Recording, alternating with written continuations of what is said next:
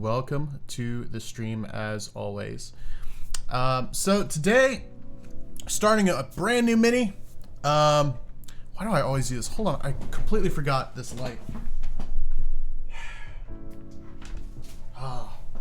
That's better. Welcome back to the stream. Let's add a little bit more. There we go. So good to see all of you here. Well, like I said, new mini today. Professional. Oh, absolutely professional. Because only the people who are not paid at all to do this are professional. No, but today we're going to be starting a brand new miniature. Normally I would put up which miniature I would like to do next up on Discord and have everybody vote on it, but I realized that I promised a buddy of mine who I play D&D with that I was going to paint 3D print and paint one of his miniatures, and I never did. So today we are going to be painting his character here for our D&D game together. So let's take a look at what we got today. What's going on, Calico? Zoomed in my camera here a little bit more, so it's gonna be even harder for me to keep this in frame. Yeah, I know. Unfortunately, when I got this overlay, it didn't have that scene where it said like starting or introduction or just chatting or anything like that. It only says that. So I've been looking for a new overlay that doesn't say that, but it's hard to find one. So anyway, so we got this new miniature. He's a tiny boy, so but I think he's gonna be fun to paint. For him, very much like the TOI miniatures, I do have a reference photo that I'm gonna be looking at throughout the stream, just to make sure that I'm getting all the colors that he wanted correct. But he is a Furbolg. He's gonna have kind of a bluish green overcoat, a green pants, a nice fur cloak, and like this kind of grayish blue skin with red hair. So without further ado, let's get some paint on our palette, shall we? So starting off, I'm going to start with my shadow color for his skin. So we're going to start off with some snow shadow.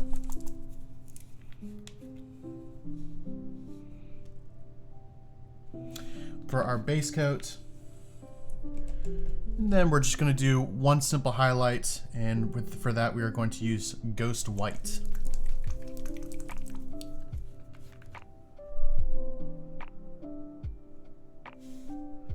And I might blend the two together to do a mid-tone. I haven't decided yet. Let's grab a brush here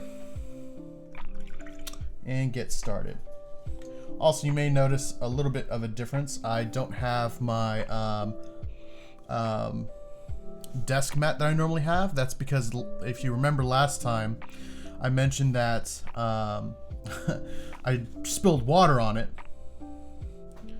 and I actually went to go clean it up after that, and the whole thing began to curl at the edges to the point where it's almost unusable. So I've got it wrapped up over in the side, like behind me. I'm hoping that just having it wrapped up together nice and tightly will help uncurl it. If not, then we'll be getting a new desk pad.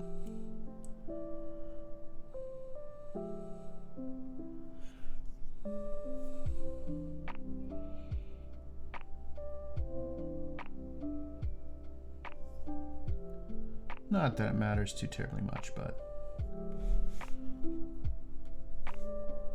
it was a nice desk pad because it had Darren Jin on it.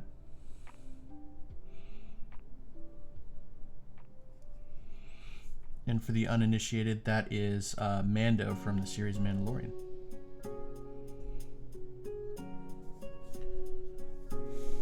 Because I'm a massive Star Wars nerd.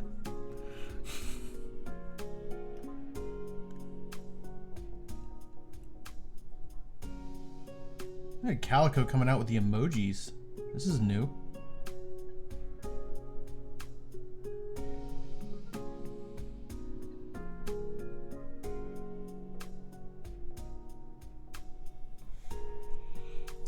I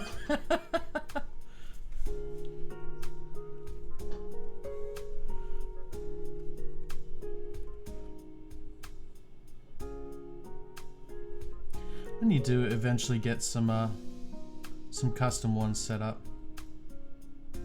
That'd be pretty cool. At least with the camera zoomed in this much, you're not going to see my head as much when I lean forward. So silver linings.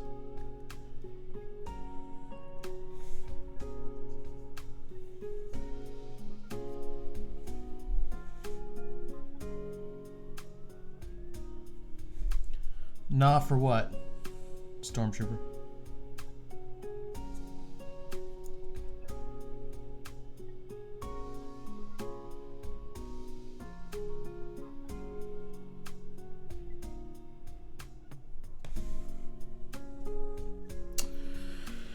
You know what? You can go eat a jar of dirt.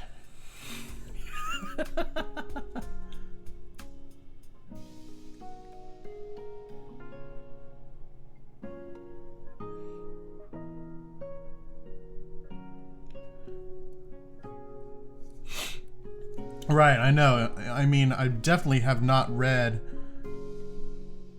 multiple novels on Star Wars, read multiple comics, and I definitely have not seen all of the movies at least 5 times a piece, even the ones I hate.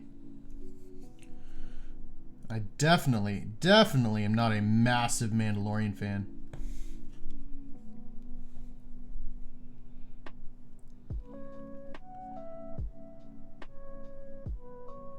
Alright, so just going to go back in for a second coat here, just to make sure that our base coat is nice and opaque.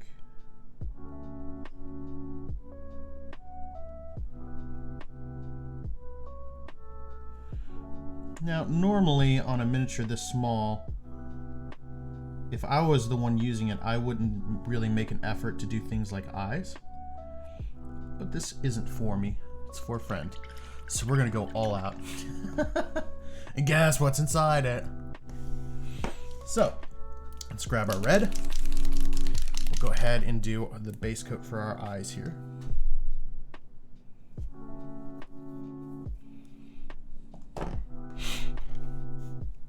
That is one of the greatest scenes of that movie. Alright, so let's go ahead and do some red on these eyeballs.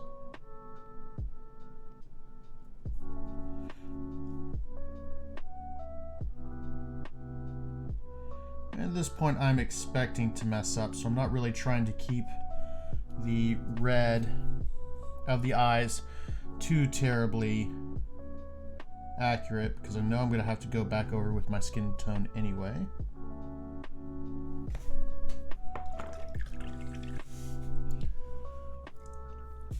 Then I'm going to go over his hair with some dark umber. And I'm actually going to end with a rust kind of color. It's actually called red oxide, but the reason I'm going to do that is his hair in the reference image is a little bit red, but it kind of fades to brown. So we're going to start with brown, and then we'll add in some red later on.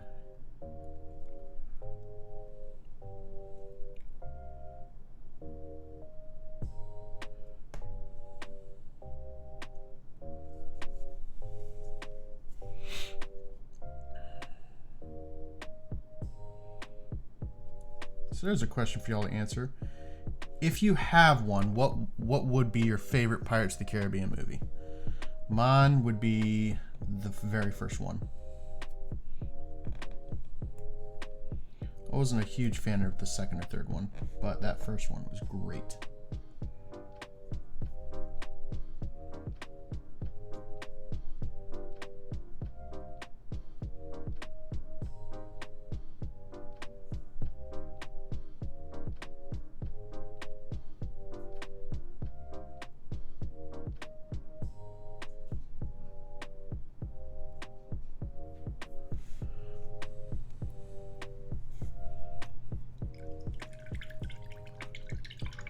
Interesting. Well, it's a good thing they did because they were raking in the dough for that.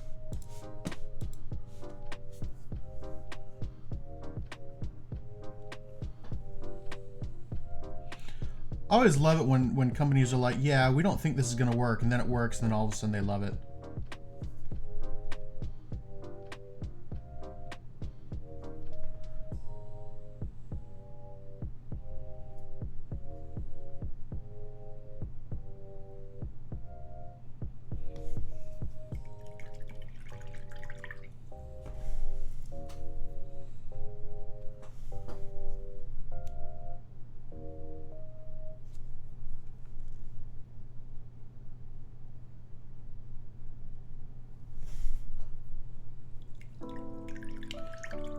Let's finish these eyes.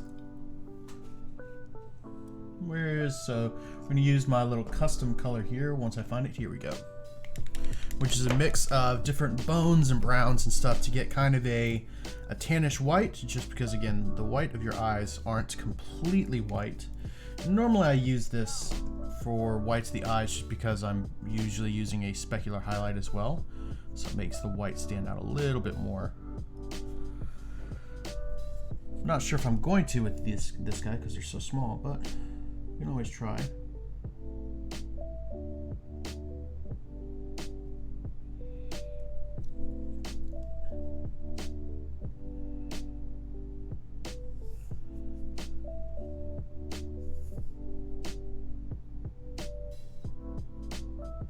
There we are.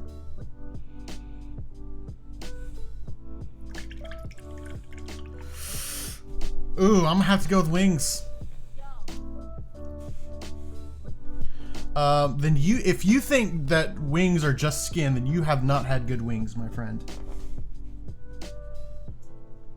Wings are vastly superior to drumsticks. Now, I will say this, when I'm eating wings, the drumstick part of the wing is my favorite, so.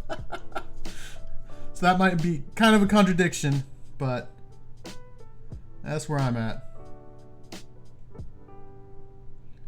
Alright, so we'll go back in here with our skin tone. Kind of clean up our eye here. Just a little bit.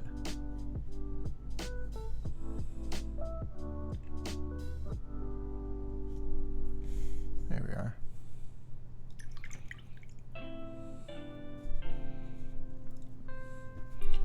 We'll go ahead and do a second coat on his arms.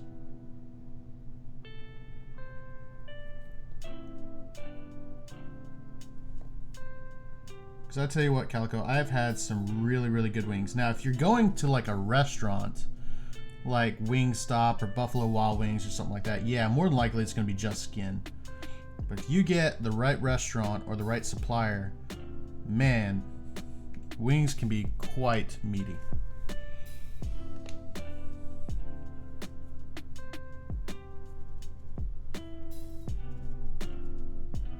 I'm not gonna lie, I have no idea what you mean by fish wings. Is that a Canadian thing, or am I just missing something?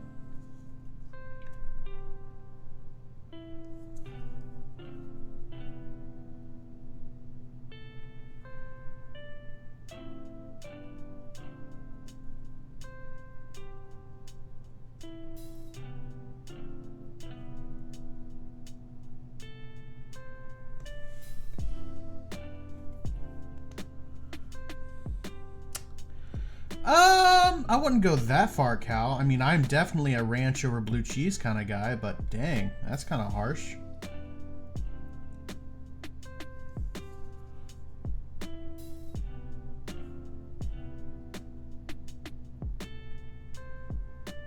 It also depends on what style sauce you got there, bud.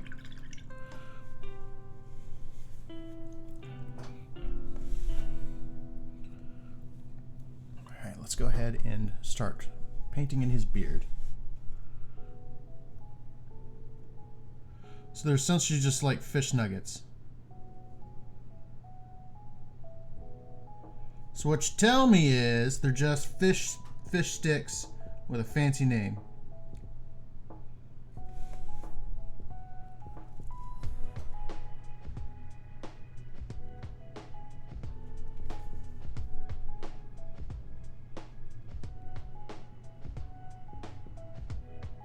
let's start lining in his beard here. By start, as soon as I say I'm starting, I'm literally about to finish, so that's not accurate, but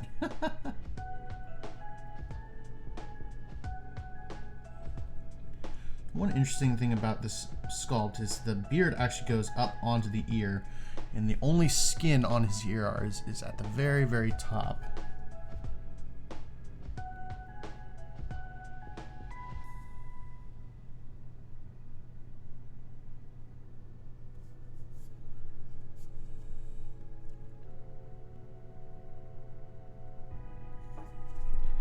I do find it interesting, though, that Furbolgs here recently have kind of gotten a new image. I'm not sure if it's because of Critical Role or not, but like Furbolgs typically weren't like the kind of cow people that they are now. Furbolgs used to just be like half giants, essentially, in the earlier editions of D&D.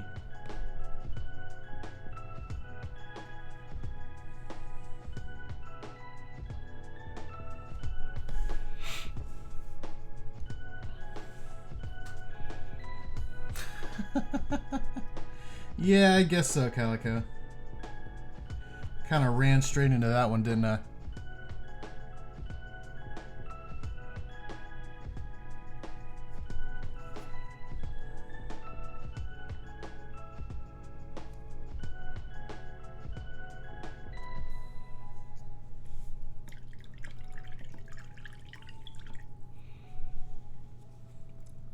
Alright, so let's get some black on our palette here. I'm going to use this new black, which is the same company.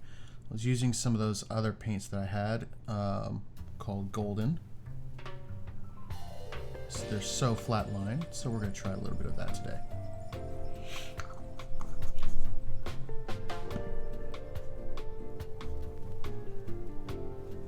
And this is just going to do our pupils really quick.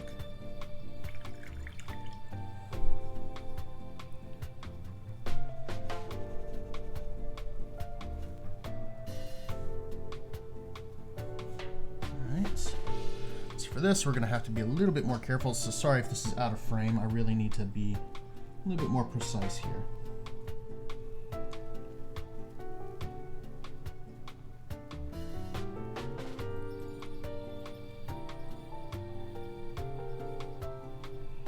And precise I was not, but it's okay, we can fix it later.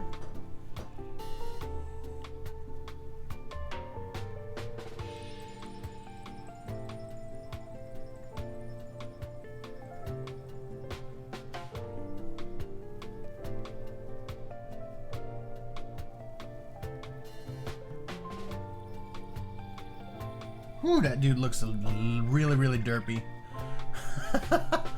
We're gonna have to completely redo that. Oh, that's unfortunate.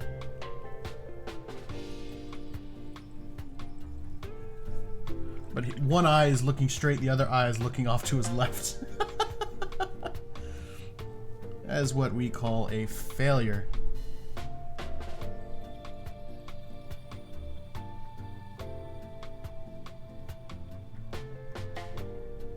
We'll just use a little bit of our paint to cover that up.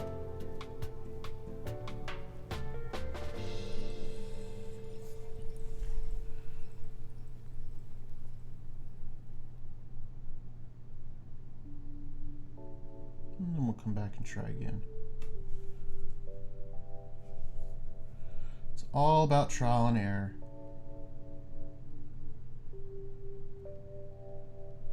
If you don't like failing, this is not the hobby for you.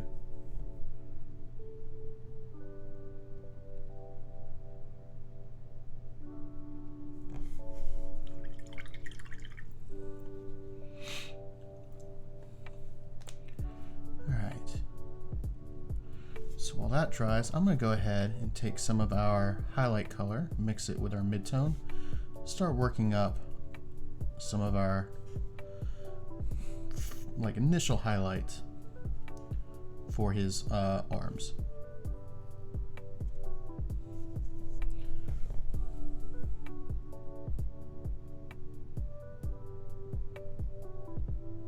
So first I'm just going to give a rough outline of where the highlights are going to go.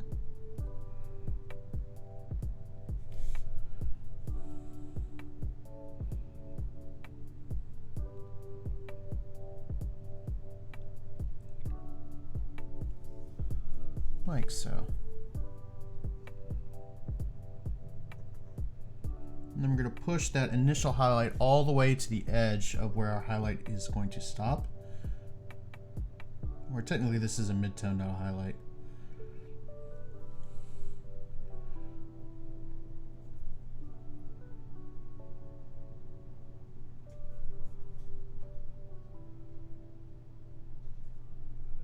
Like so.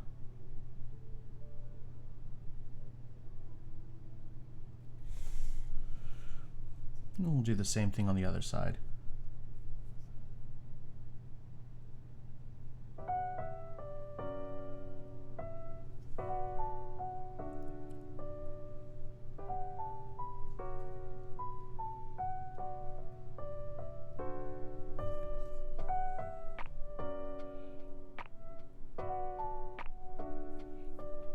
Boom.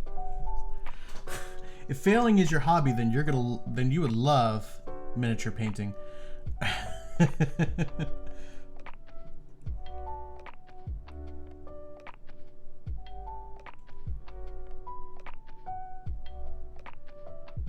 But I am serious though. Like, one of the interesting things about miniature painting is you're always gonna fail in some respect.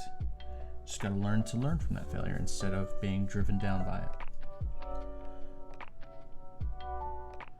Which is true of pretty much anything, but I find it to be especially true in this hobby.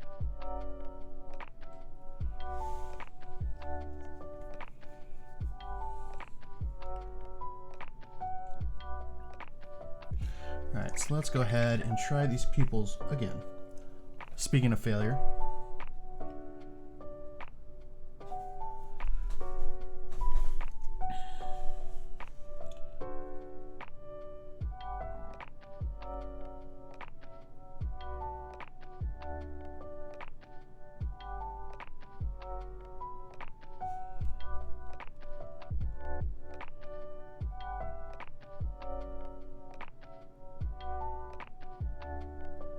There, that's so much better.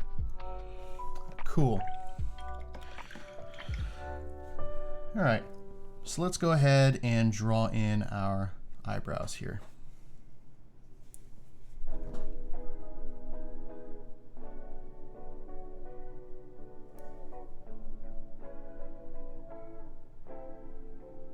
Like so.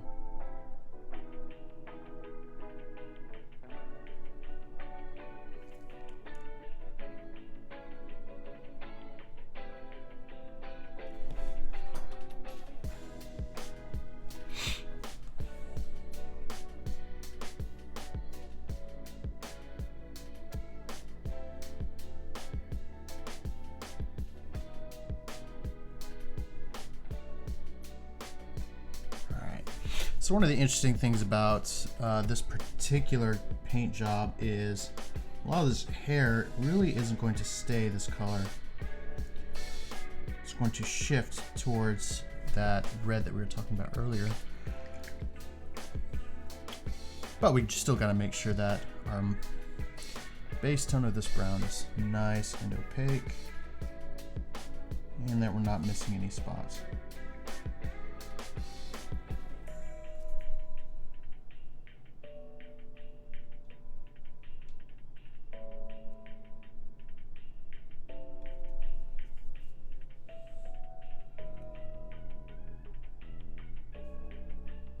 If I keep looking over to the sides, because I'm looking at the reference image, trying to make sure that everything is kosher. All right, let's start getting the midtones on his facial features.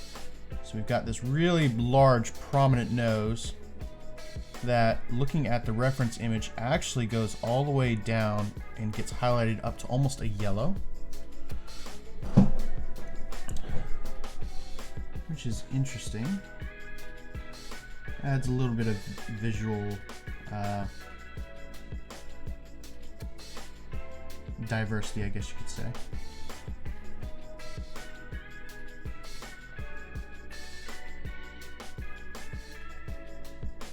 Now I'm going to use basically these exact same methods that I did on that bust that I finished a couple weeks ago.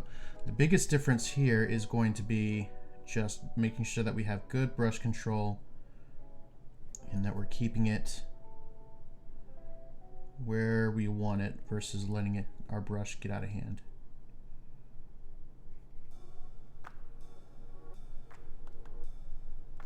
Which is why I'm using a brush with a nice sharp point.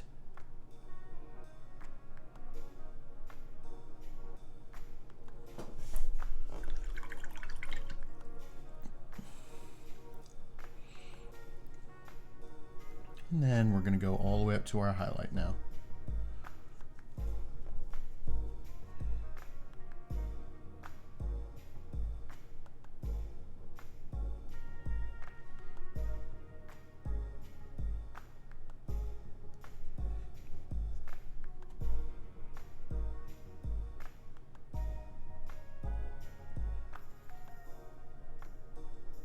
There we are. And we're going to push that highlight almost to where we have our midtones start stop, but we're going to stop a little bit short, just making sure that we hit just the very tops of where those highlights, or where that midtone is.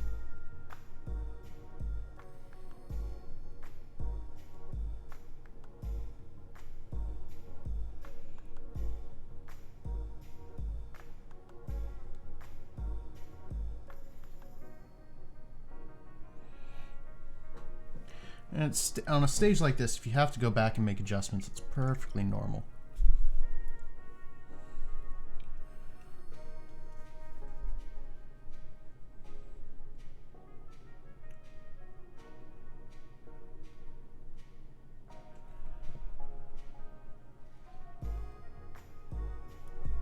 Because we want to make sure everything is in balance.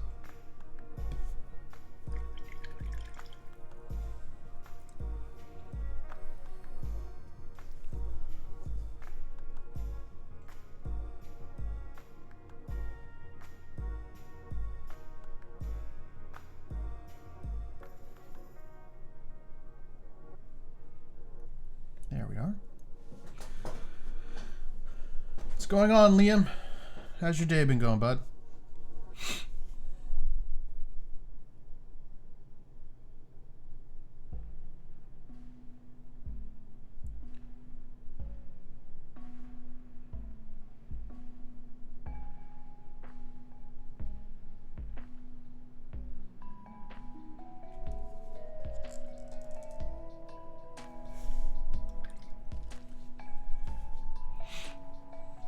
Well, I hope your work was okay.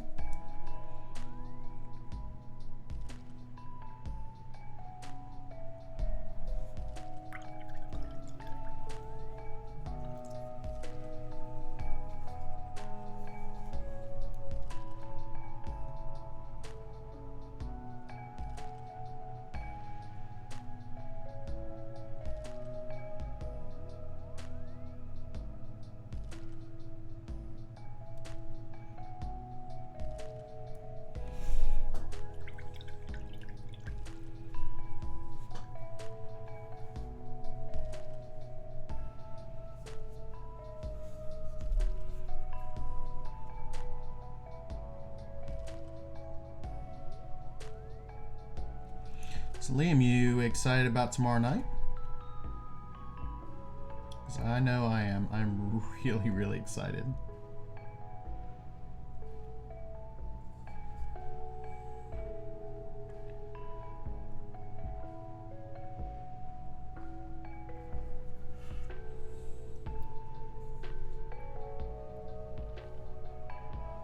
Gotcha.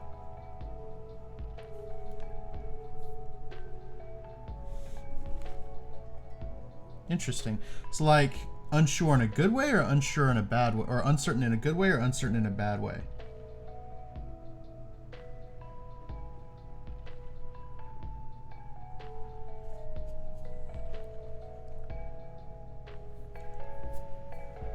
So uncertain in a good way. That's cool.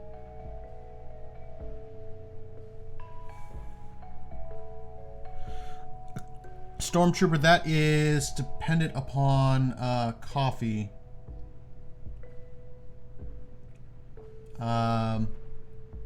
Since she is not going to, I don't think she's going to like be involved like at all until LT is done training.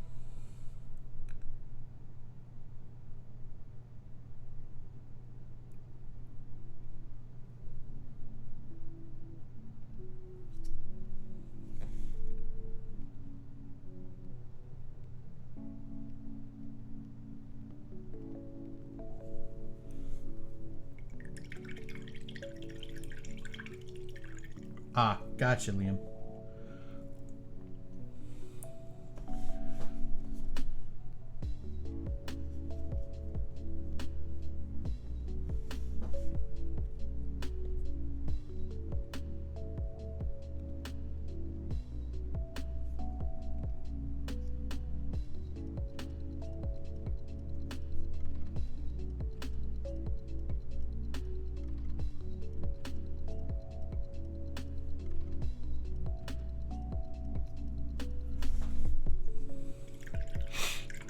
Alright. So I'm gonna grab a little bit of a soft yellow. I think the best option for that is going to be, where is that? It's in there. Alright, so I think the best option for that will be a little bit of our color Buff, which I haven't really, I don't think I've actually used this at all. But it's kind of a softer yellow. Kind of tannish color. So we'll grab a little bit of that. I do mean a little. And then we'll grab our highlight color, mix it in. Trying to get that kind of yellowish highlight that I'm seeing on this reference photo. There we are. So a little bit yellow, a little bit blue, and both desaturated slightly. So this is going to go on the tops of his ears.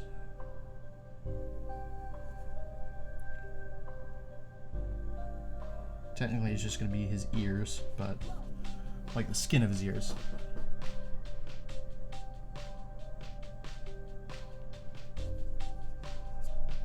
And then we'll use this for some of the brightest highlights on his face.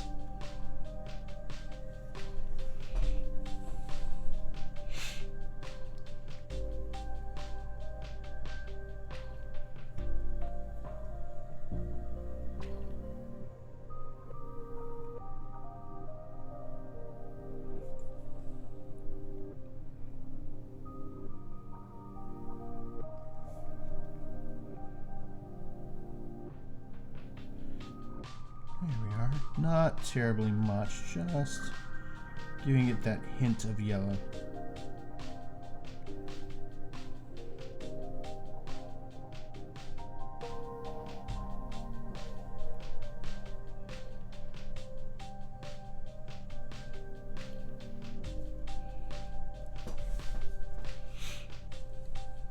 What project is that?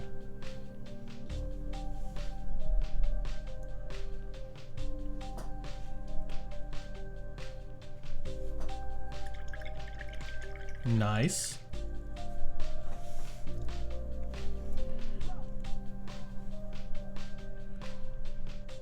What low are you going with?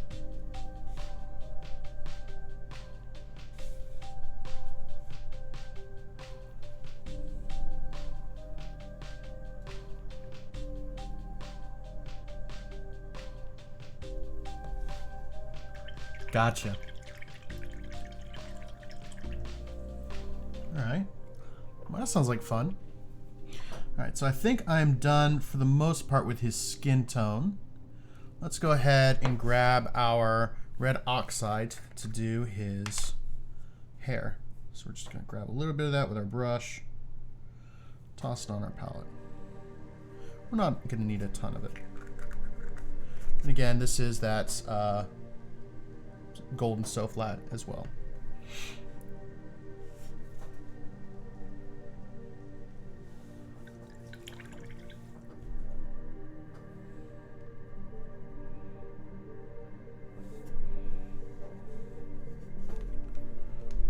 I got it, and I will check it after the stream.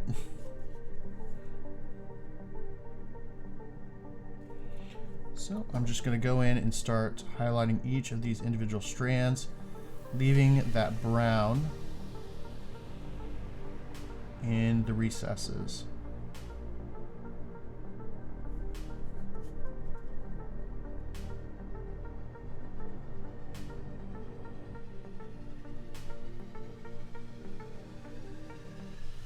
And just adding a little bit of a streak of red.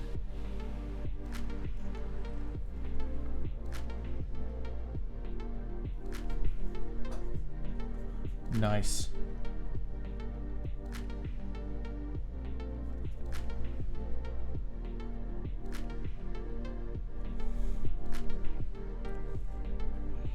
Now, one interesting thing about the reference photo that I have for this guy is the red doesn't go all the way to the tip of his, or to the very edge, like very like last strands of his hair, very ends of his hair. That's the word I was looking for, ends. It kind of goes up midway and then stops and then fades to brown. So I'm going to see what I can do to facilitate that look.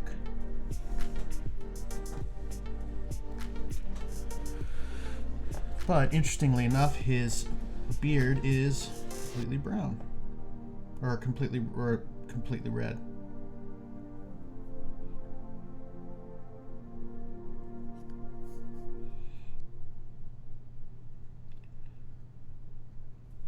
Still has these kind of strands like the top of his head does, but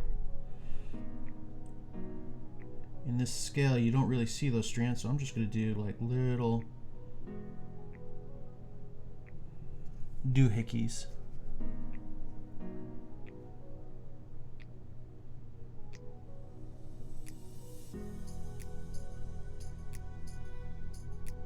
Doohickeys is a technical term, obviously.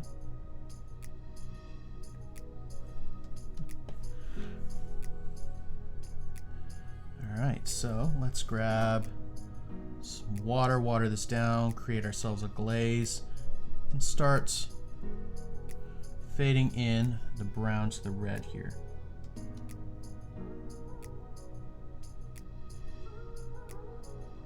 Again, when we do this, we're moving towards the color we're changing to.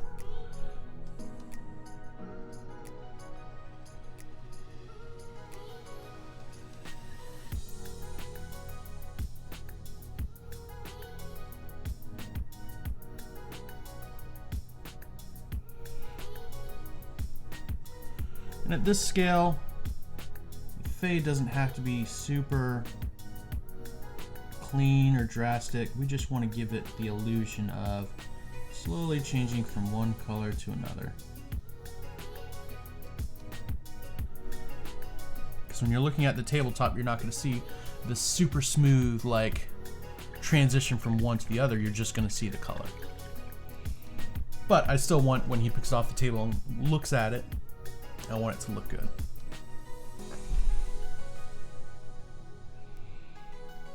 All right, let's hit up his eyebrows.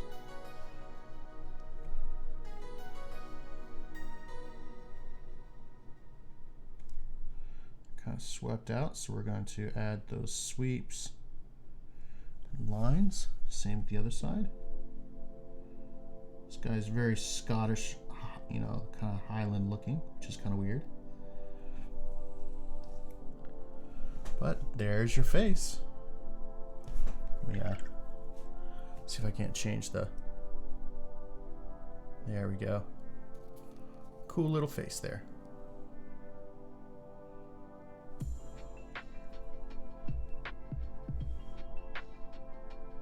There.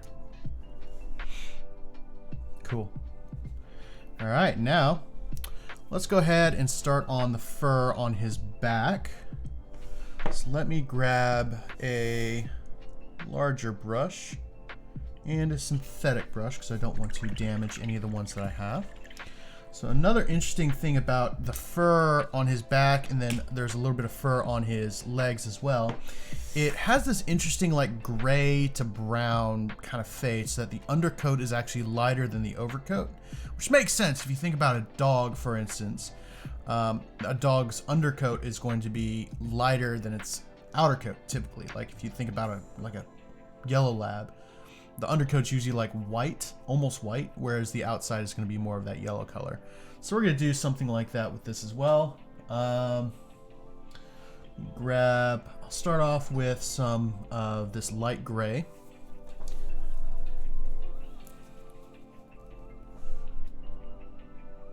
And that is going to be our base coat. I'm going to add a little bit of brown to it just so that we're unified in our colors. But not a ton.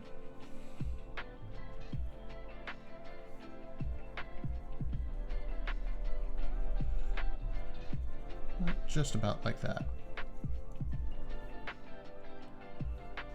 Add some water and then we'll go to town.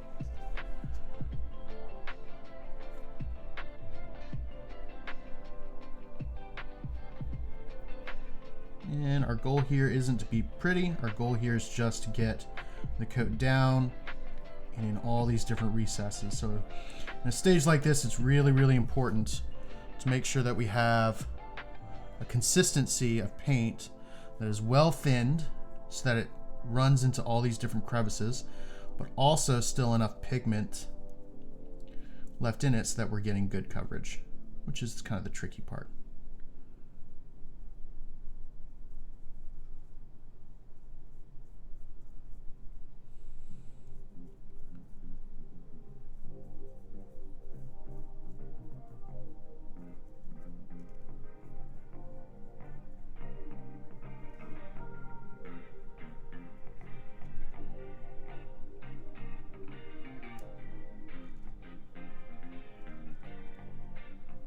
There we are. What is the inside of his coat? Let me check a different reference. Okay, it's kind of a grayish green. All right, cool. So we're good to keep going.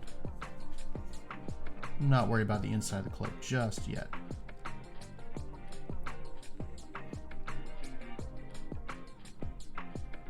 Again, at this stage, I'm not really worried about it looking pretty or perfect. I'm just trying to get paint on the fur and get that nice coverage. While I have it, I'm also going to go ahead and hit the boots as well, or the kind of leggings that he's got on there, since they're the same kind of undercoat color.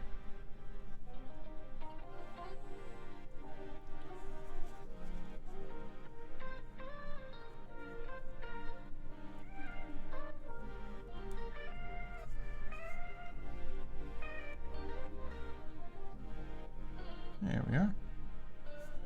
And then the other side.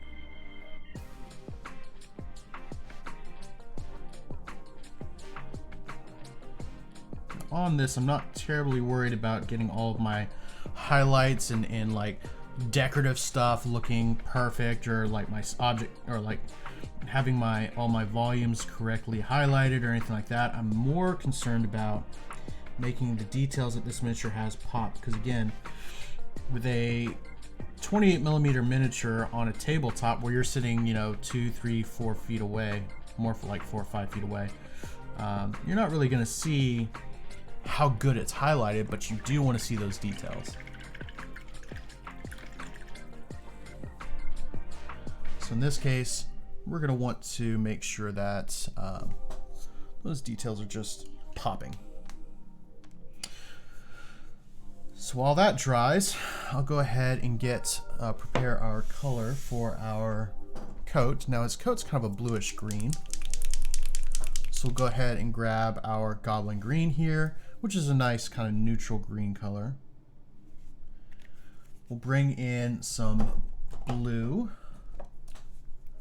What blue? Well, it's just blue. Add some of that to our palette. I love it. It's like, hand me the blue. What blue is it? Well, it's just blue. It's not fancy. It's not like ultramarine blue, and it's not like Viking blue, or that's not my Viking blue. This is my Viking blue. Whatever. Or like sapphire blue. It's just blue. I don't know why I find that so funny, but so we'll grab some of our blue, grab some of our green, slap it down, mix it till we get the right color. Ooh, that blue is very highly pigmented. Holy cow, it's actually the first time I used it, so I'm gonna use that as my excuse. I'm gonna have to use all my green here.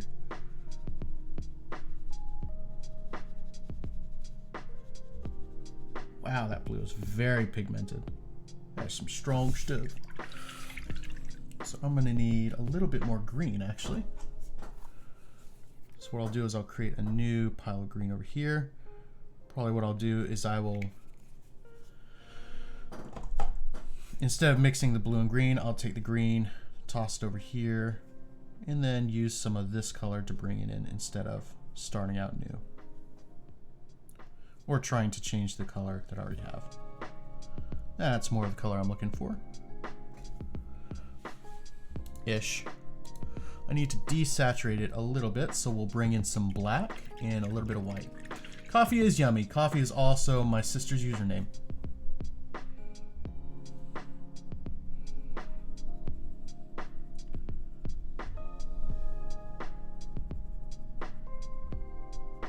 Alright, so that's going to be nice for our shadow.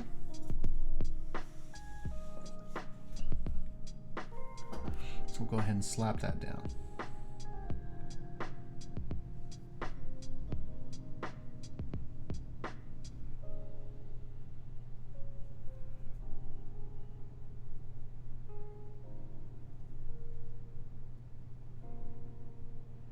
I'm leaving this a little bit watery, just so that we don't lose that zenithal highlight we added to the sky.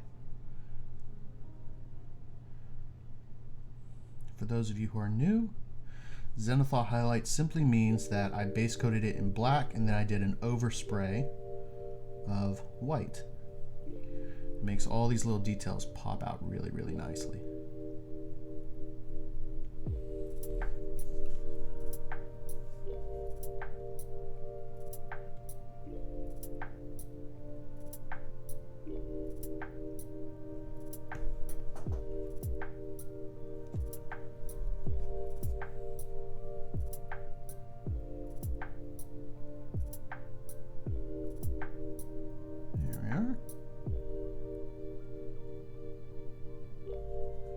Now, while I probably wouldn't have chosen this color for his belt, the person I'm painting this for had his rope belt just straight up brown.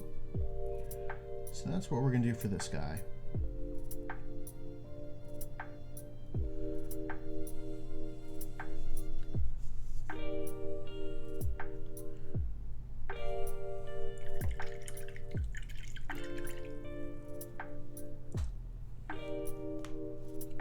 So let's grab a bit of our green, a little bit of brown, and just a touch of black to mix up the color for his trousers here. Just kind of a foresty green.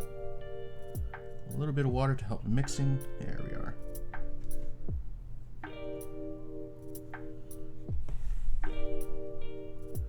I'm surprised too. I'm gonna have to maybe get one.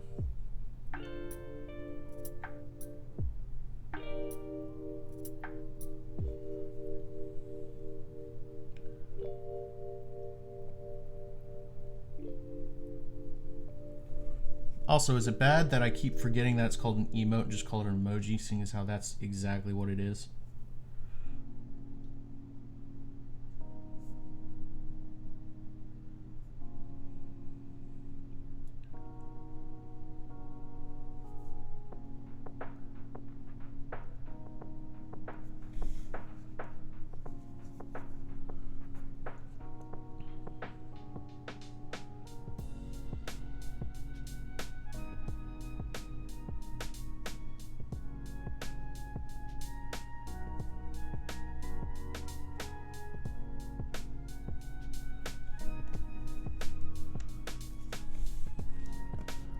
is that?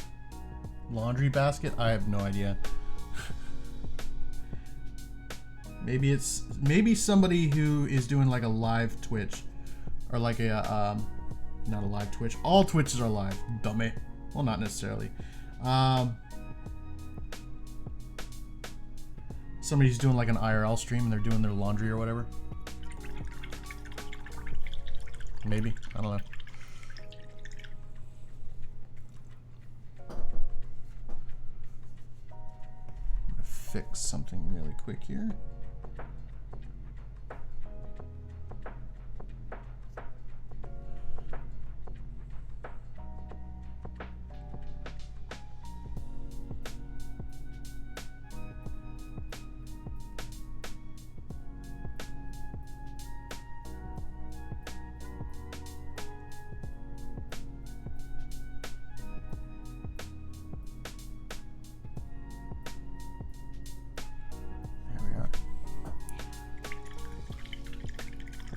Cool. Alright, and then we'll take this greenish brown, and it's also going to be on the trim here.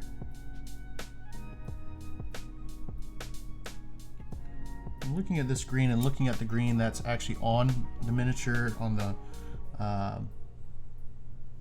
reference photo. It's a little bit more brown than it is green, so I'll go ahead and apply what I have here just because I'm already doing it.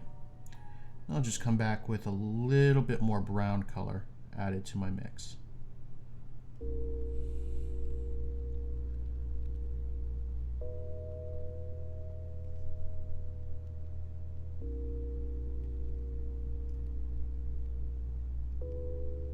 The brown I'm using is a dark umber color, so it's a nice little coat. Nice little color.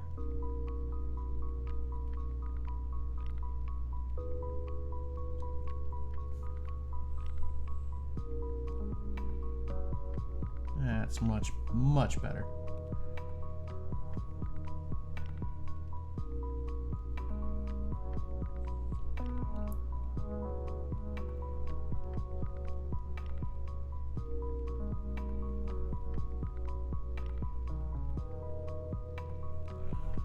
Boom. All right, and we'll do the same thing on the legs. Just gonna correct some of these tones that I got completely wrong.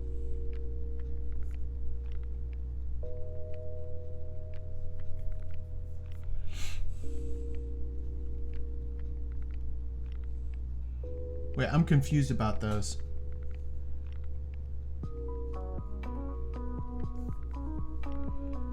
So we're gonna have to talk about it, I think.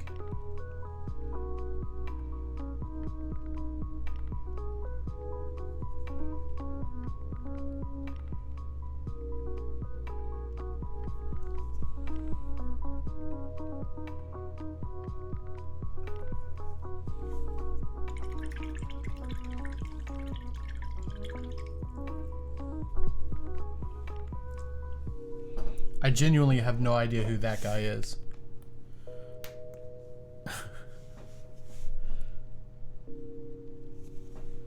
Alright, so let's take... Actually, it's more of a mahogany color on the rope.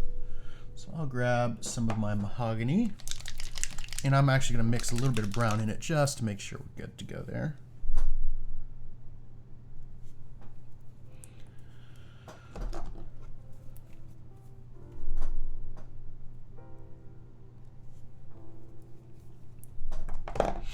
Grab some mahogany, add a little bit of brown to it, and then I'll come up with the color that I think he wants.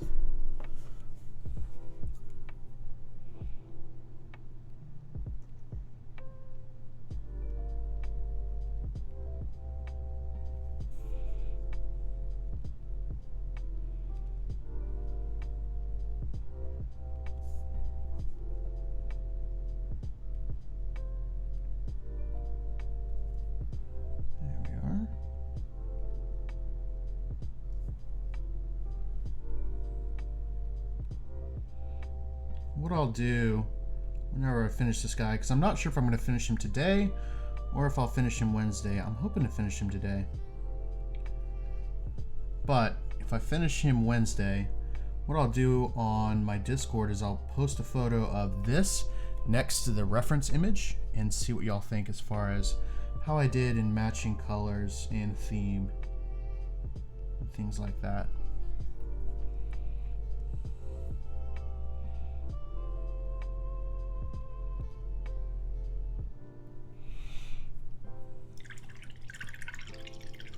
Ah, that's not good. Not good at all.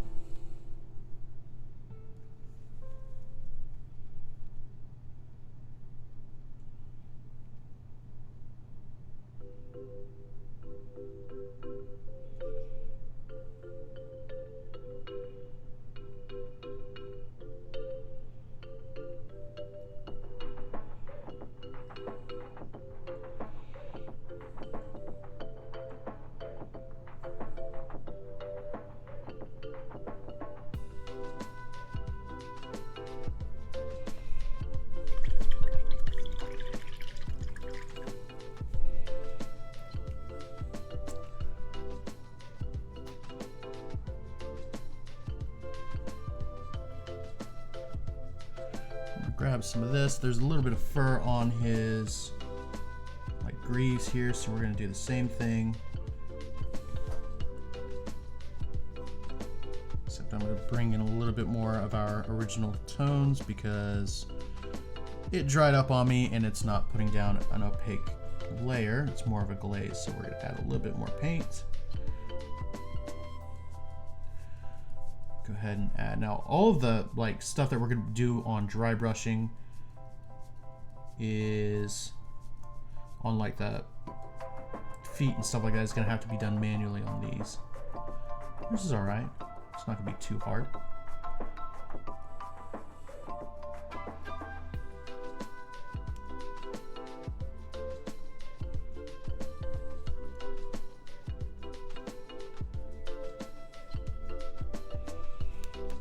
Interesting. I'd be very surprised if anybody actually watches him. I think I know who you're talking about.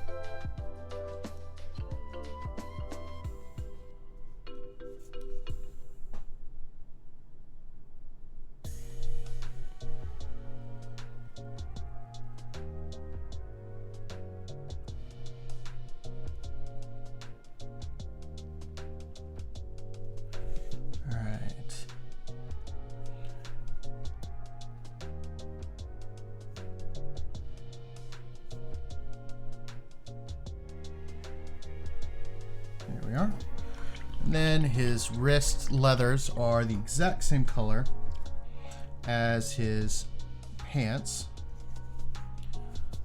So we'll go ahead and add that in.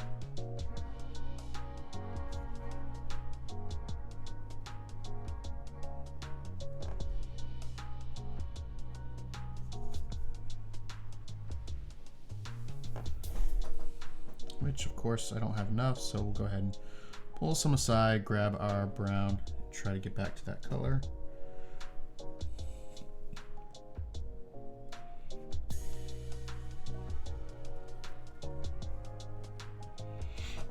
This guy is very much so like a camouflagey coloration, which makes sense. I believe his color, I believe he's a druid in the campaign. I don't remember though. I don't think my character knows what his character is, so.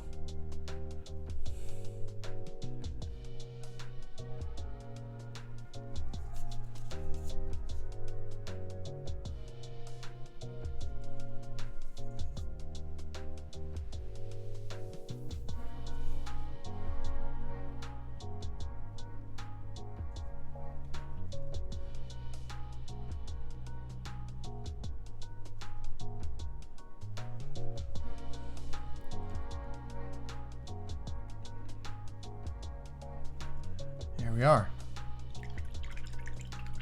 Cool.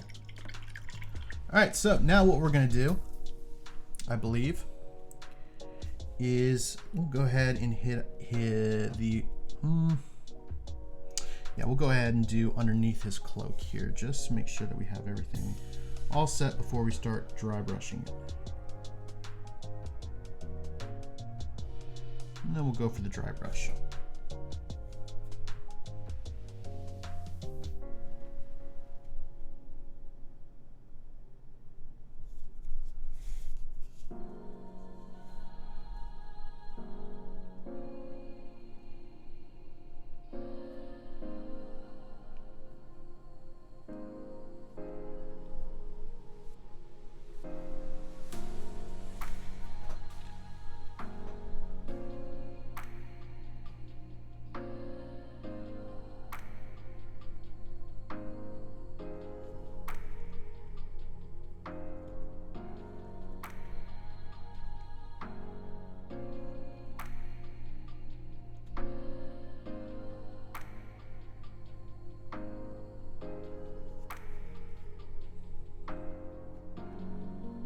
There we are. All right, so let's go ahead and start dry brushing some stuff. So I'll grab my texture palette. We'll grab some of our brown. So we're gonna use some more burnt umber, but we're gonna use it out of our So Flat stuff here. And we'll grab a little bit of it off our brush here.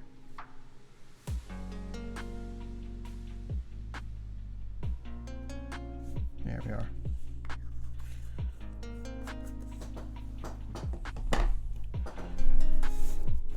And we'll start to dry brush.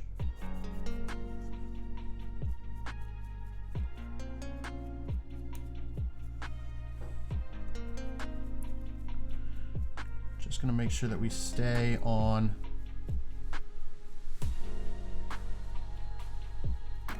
our fur, not deviating to anywhere else.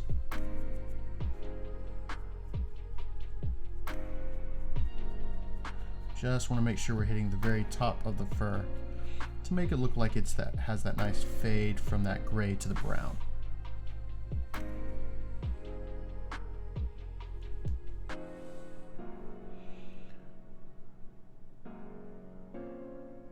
Interesting. So you have multiple streams going, or?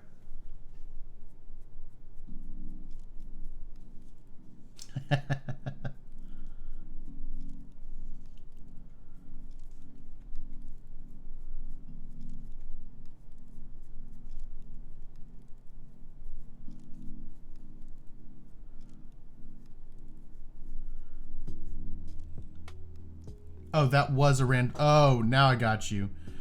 I was like, what are you talking about? That was a random.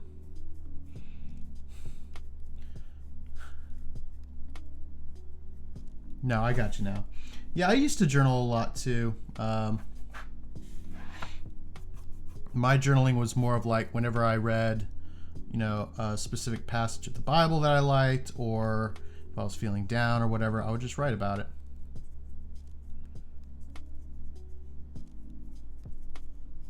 It did help me for a little while. And then, as always happens with me and my ADHD, it went away. Because I forgot about it. It's interesting. Everybody talks about creating meaningful habits in your life and then you'll never forget it. I'm like, bro, you've obviously never been inside my brain.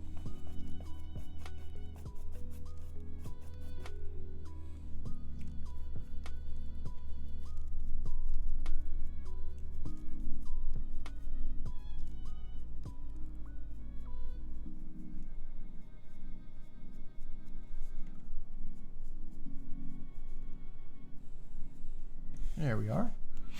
I think that looks pretty daggum close to the reference photo, so we'll call it there. As far as the dry brushing, not completely.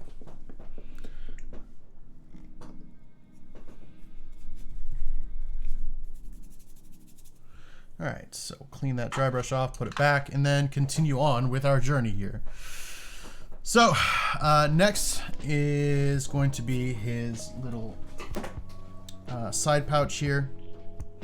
I'm going to grab that burnt umber. Jeez. Flying paint. Because it's a little bit more red than the umber that I was using from the other brand.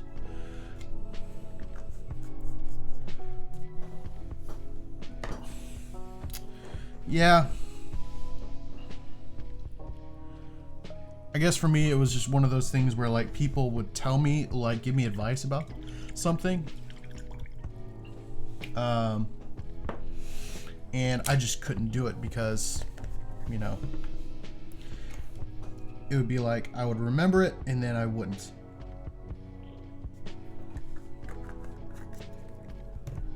I have no idea if that makes sense at all, but that's kind of what it felt like.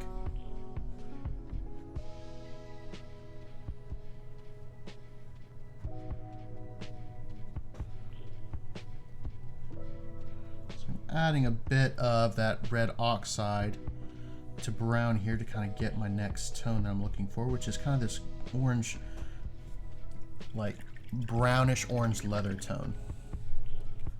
And I think I've got it here. So that's what we're going to use for his little satchel here.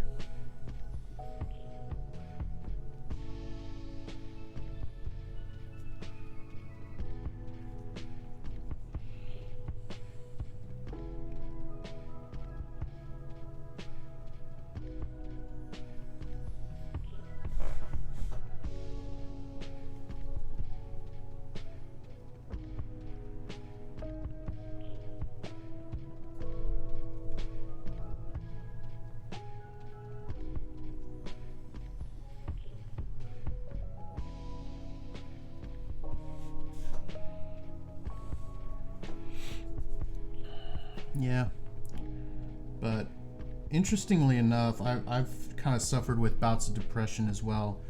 That kind of stemmed from ADHD. You know, like issues with maintaining relationships or issues with, you know, forgetting to do things that I promised I'd do, not meaning to forget them. Feelings of not being good enough because for whatever reason my brain decided that it just didn't want me to remember something. Like, so I've kind of dealt with that throughout my entire life, and it wasn't until kind of recently that I personally was able to kind of start reconciling those.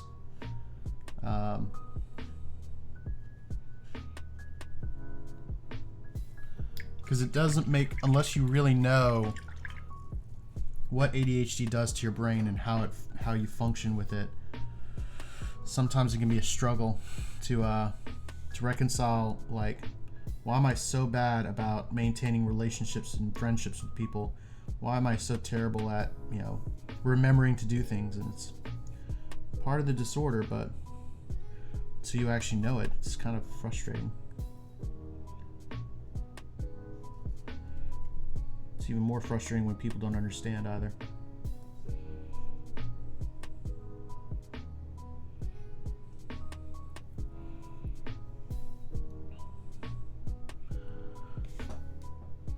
Oh yeah, I've had that same experience as well.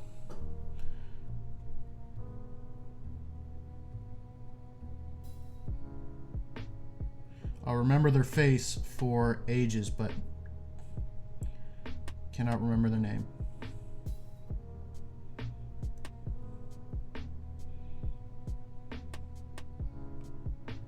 All right. Now I'm going to go in with our umber color again as soon as I'm done with this highlight, and we're just going to darken the edges because it kind of has, in the reference photo, it kind of has this trim on it, like a darker trim from the rest of the leather.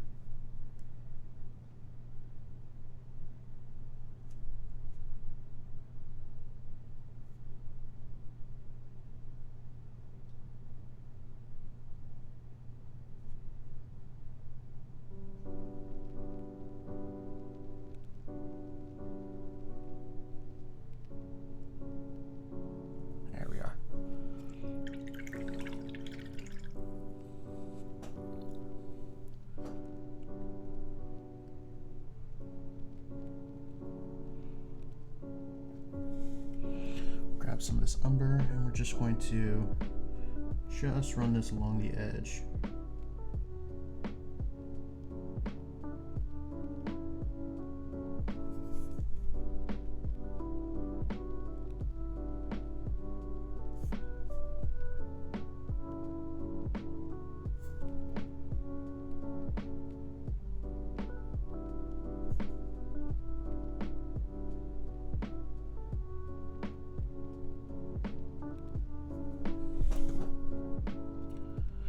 Add a little bit more water because this is having a little bit of trouble coming off my brush. So just running that edge along. So we can kind of make it look like it's trimmed.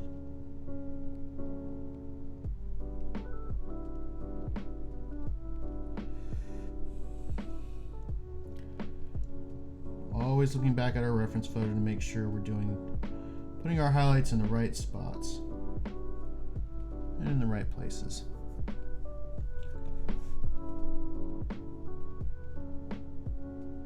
For stuff like this, it's a lot better to be using the side of your brush versus the tip, but there are places where you have to use the tip of your brush where you can't fit in the side of your brush. And I hate those because that's always when my hand starts shaking. Interesting.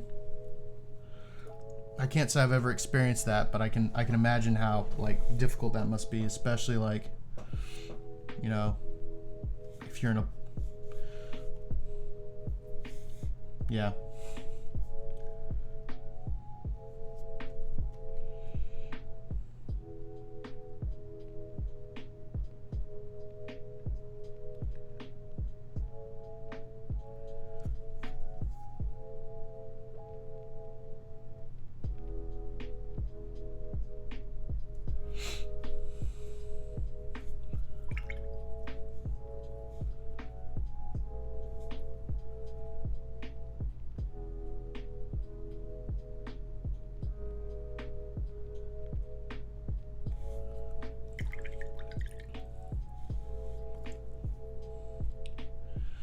So I can't imagine what it would be like to not be able to recognize, like, or have trouble recognizing people's faces, including your family.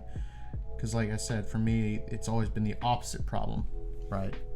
But I can imagine like how that would be really frustrating, even though I've never experienced it.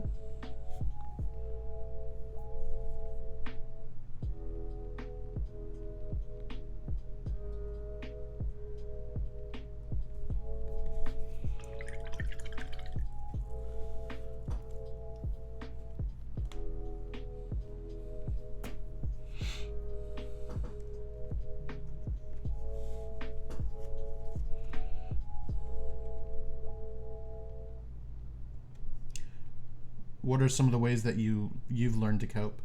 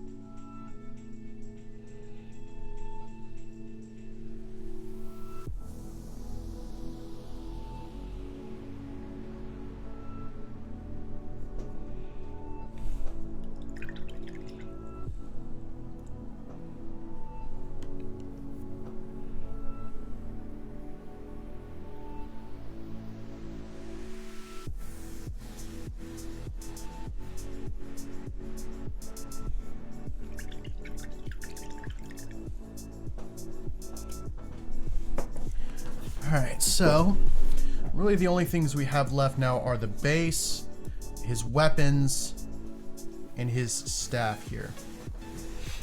So let me take a look here. I'm looking at his side knife here. So we've kind of got this leather sheath with some off-white stitching and kind of a bone colored handle.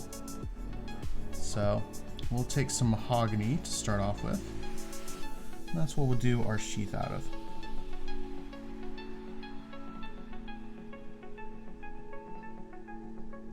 To start with.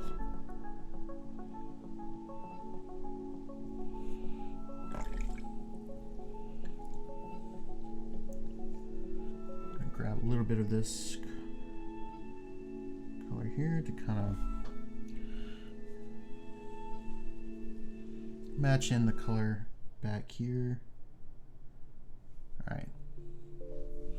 So while that dries, I'm going to go ahead and do a second coat on his shirt. Because there's still some spots here that are a little bit translucent.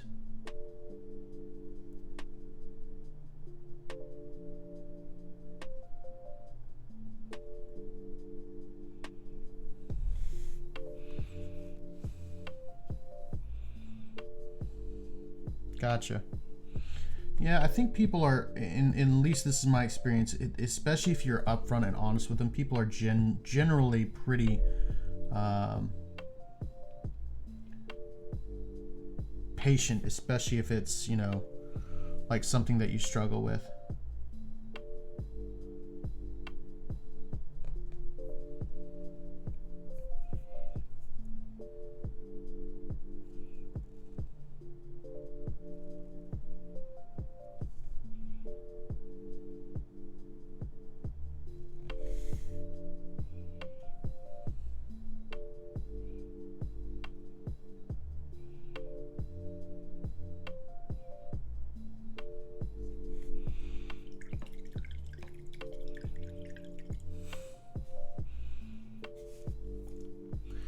I never took you as introverted, like, at least in all the interactions we've had. So I find that really interesting. Not that I don't believe you. It's just like, huh, I never thought about that. So let me grab a little bit of off-white. I'm gonna use Pallid Witch Flesh for this, because Pallid Witch Flesh is a little bit more of a pinkish off-white.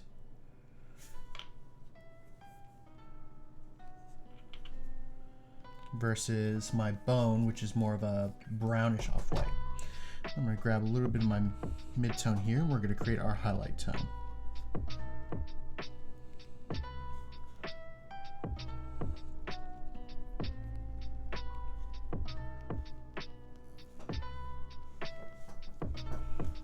And all we're going to do is just hit some of these raised edges here.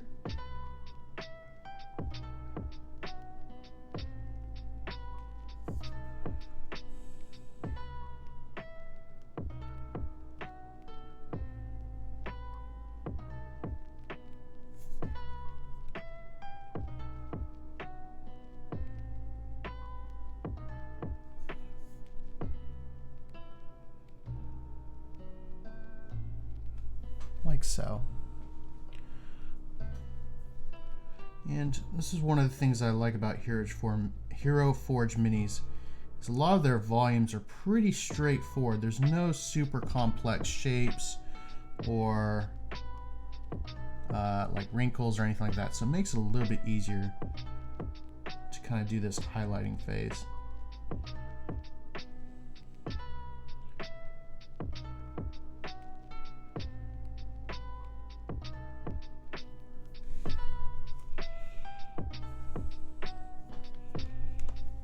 Gotcha. That's fair. That is one thing that most people, I think, mistake. Is that introverted doesn't mean shy. It just means that you gain energy by being alone. Like, you recuperate your energy by being alone. Versus being extroverted is you gain energy from being around people.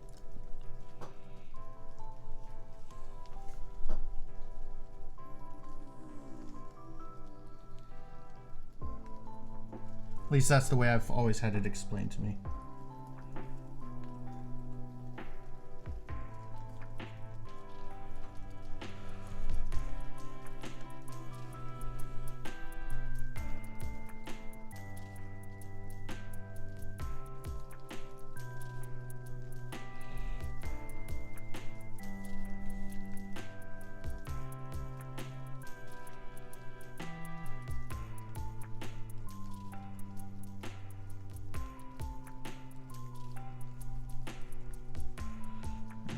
so what I'm doing here is for my highlight, I'm using really small lines, very similar to how I would do leather, instead of broad brush strokes, just to add a little bit of texture to our cloth here.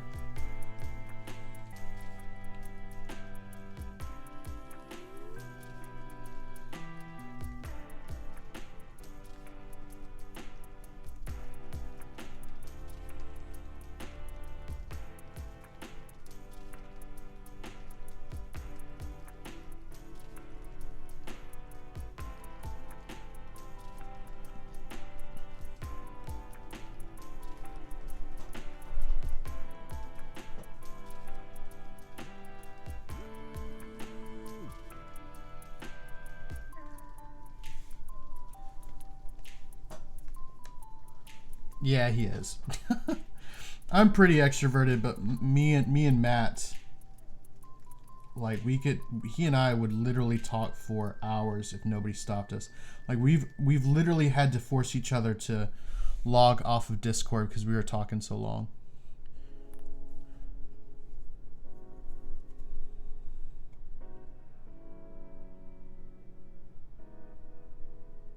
But I'm one of those extroverts that I can be quiet if I need to be. I almost feel like I'm a hybrid between introvert and extrovert because I can be introverted if I need to be, if that makes sense.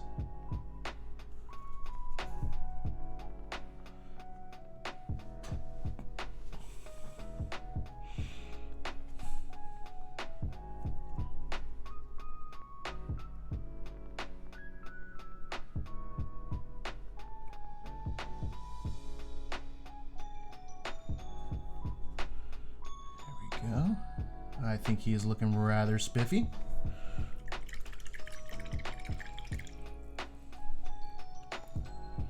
So I'm going to grab a little bit of this highlight and I'm going to add a pinch of brown to it, and this will be our highlight for our trousers here.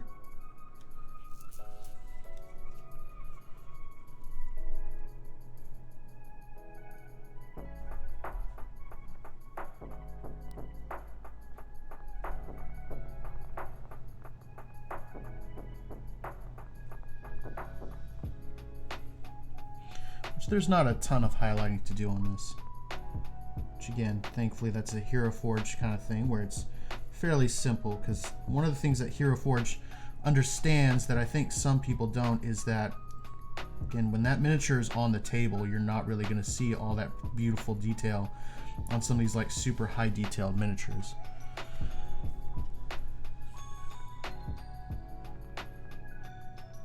So sometimes simpler is better.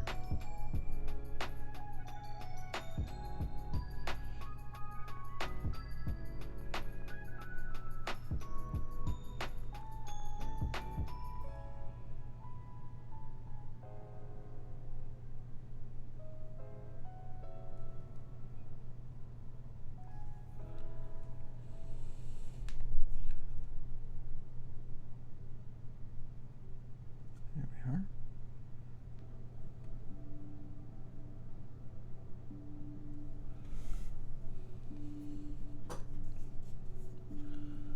And then we'll go ahead and do an edge highlight here on the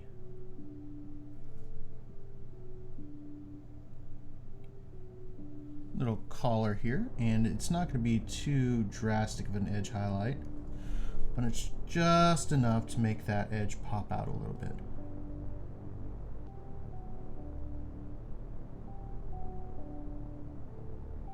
And we'll come back with a wash to do a recessed shade around here just to make it pop a little bit more as well.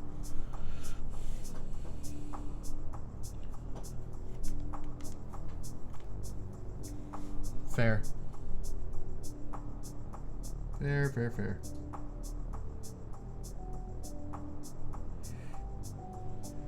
Again, I'm not sure if I was being super clear on what I meant. I don't mean that introverts don't like or don't need human interaction. It's just from my understanding of what introversion is that after human interaction, you need to be by yourself to kind of rewind or unwind and you know, kind of rest up.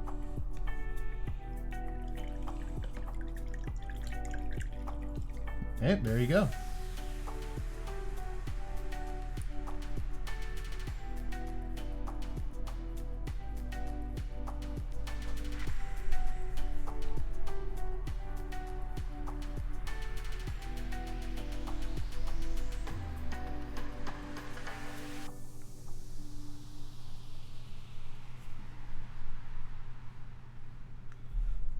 Just going to manually do these highlights on his cuffs here. Kind of almost doing like a half dry brush with my brush here.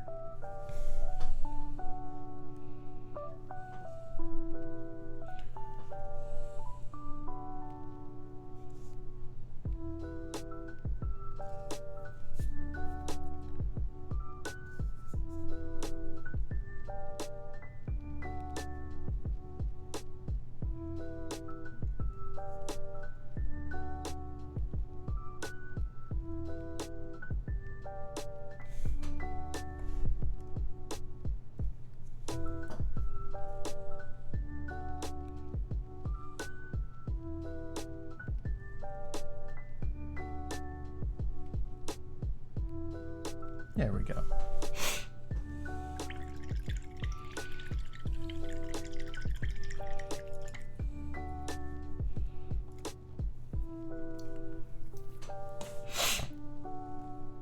All right, let's go ahead and I'm going to add a little bit more of that kind of edge to this little case here, because I don't think it's quite dark enough to give that distinction that I'm looking for.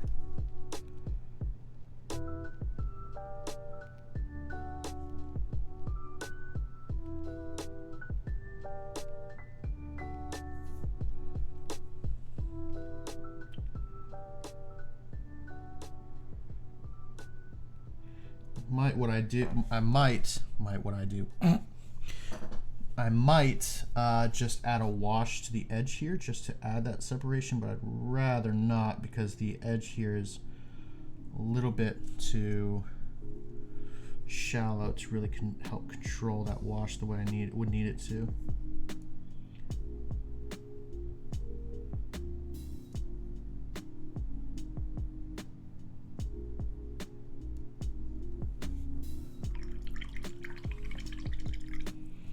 All right, so let's go ahead and do the handle here.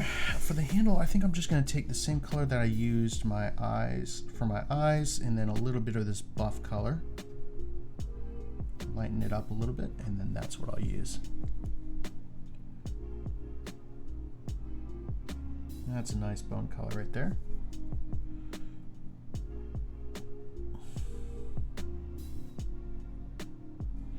I think in the original sculpt there was some texture on this, but honestly it got lost in the print, something this small.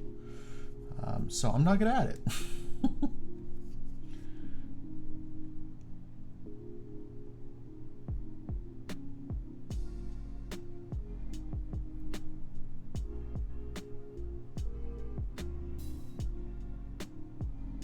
There we are. Like so. And I'll probably add a little bit of wash to darken it just a teensy bit.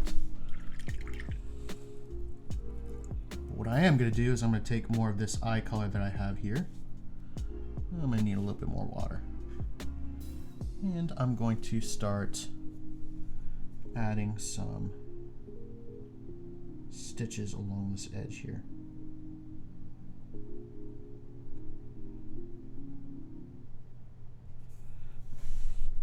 It's not going to be, it's going to be very, very subtle, but it's going to be there.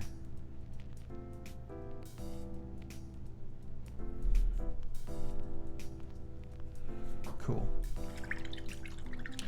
All right, on to the weapons. Actually, before I do that, I'm going to grab some more of this brown, and I'm going to put another coat on his shoes.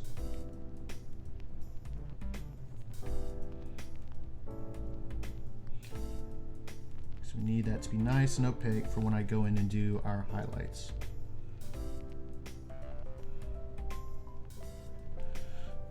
Again, on a miniature this small, opacity is very important.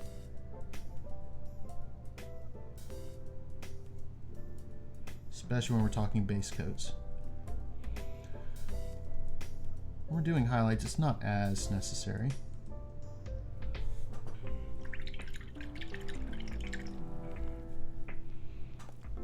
Alright. Now, let's do his weapons, his horn, and all that good stuff. So, we are going to be attempting some non-metallic metal for this boy. So, first thing we're going to do is the horn. So, the horn is bone, or horn. So, we'll go ahead and add our base coat here.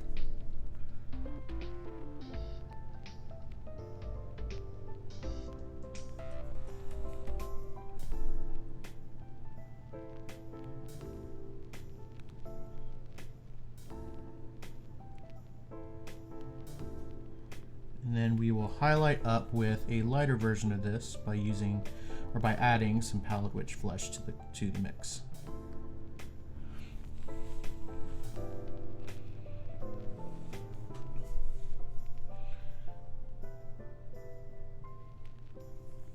There we are. It has this little leather coat, or coat kind of piece here, and then the rest of it is metallic. So we'll attempt some non-metallic metal here.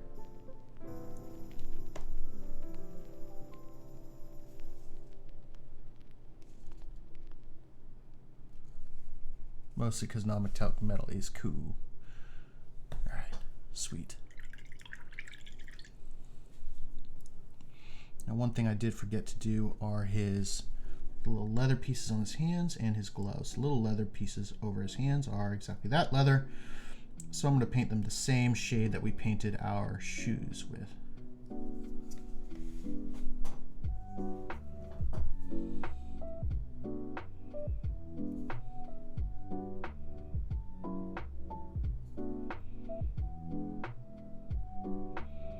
Fortunately, this paint has gotten really thin, so we'll let it dry, but I'll grab some more out of our pot here in just a second.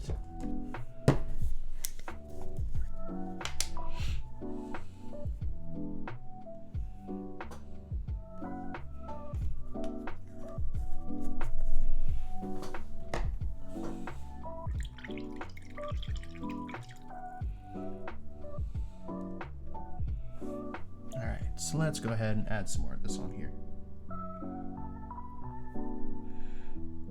Get that nice first coat here.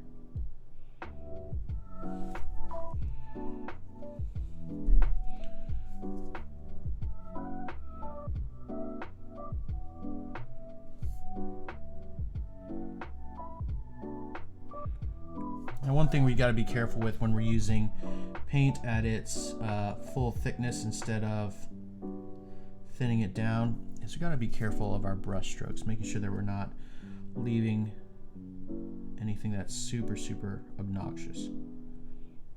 That's usually why I thin my paints down, just to prevent that from happening, but in this case, not going to.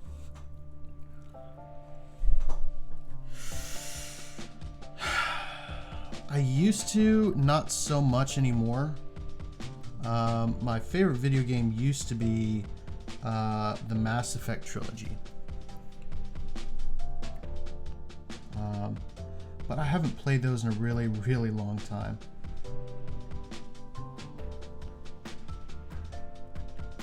I'd love to go back and play through them, but yeah, it would have to be either that or like Skyrim, which I dumped way too many hours into Skyrim.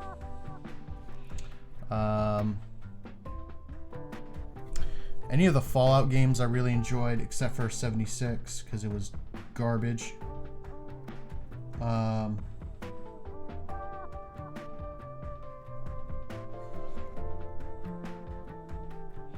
So yeah, that's about it, I think. What about you? Since you asked the question, I'm assuming you do have a favorite video game.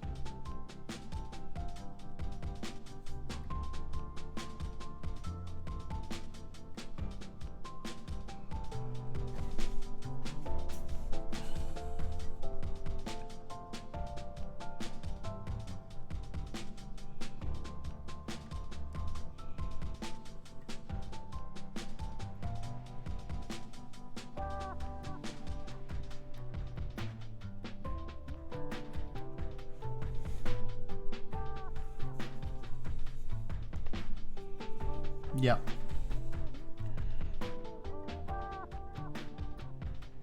Yeah, I probably played, oh man, well over a couple hundred hours into that game. Because I owned it when it first came out on Xbox 360. I had it on Xbox One. I still own it. It's just been a while since I played it. Because I own it on PC too, and I played through this special edition. Of course, modded the crap out of it once I got it on PC, as one does.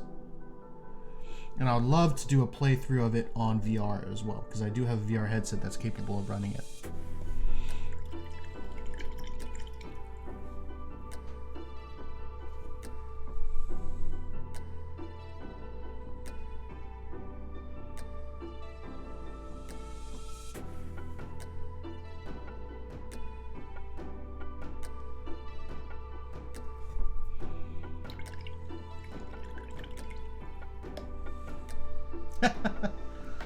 That was almost the same with me. I had a friend who bought it because he was a really big fan of the Elder Scrolls series as a whole. Like, he really loved Oblivion, really liked Morrowind and all the games. And I had played Oblivion, didn't really enjoy it because it felt really slow to me. And this was back in my first-person shooter days. But he encouraged me to try Skyrim. I tried Skyrim. He lent me a copy. I never gave it back.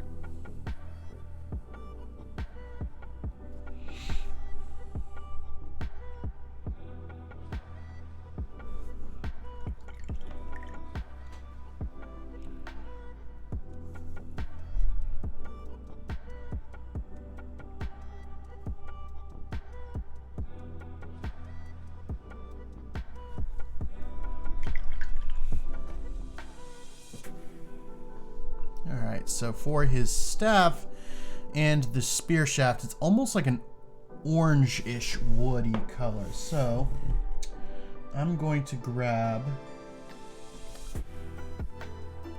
some of this, which is called cadmium red light. It's a very kind of brightish reddish orange. Grab a little bit of that.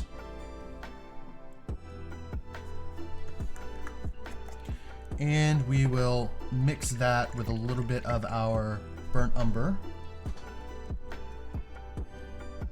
See if that gives us what we want.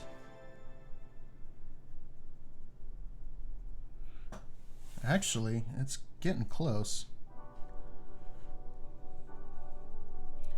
There we go. That's exactly what I'm looking for right there.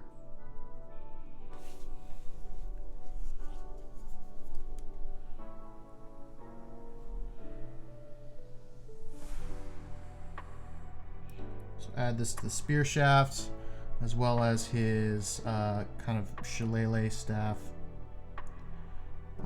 Shillelagh, for those of you who don't know, is a spell in D&D 5e that you cast on an object, and it helps you deal extra damage as a druid.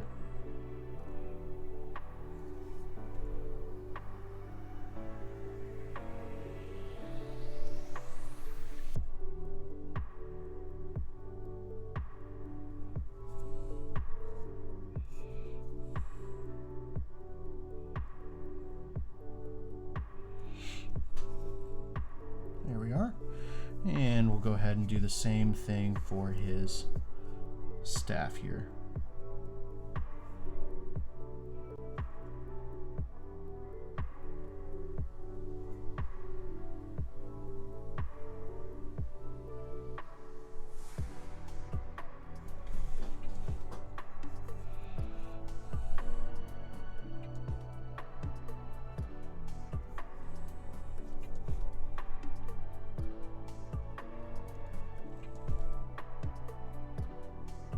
Here we are. Coolio. And then we're gonna add a little bit more of this after we're done this coat, because I know my opacity is not gonna be where I want it to be.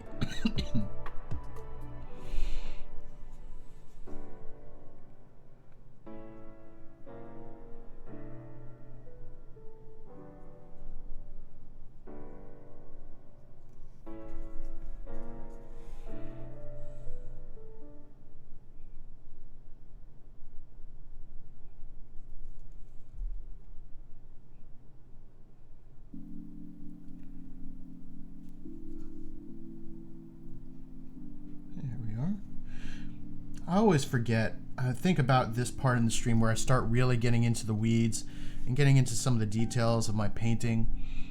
I forget that I'm streaming.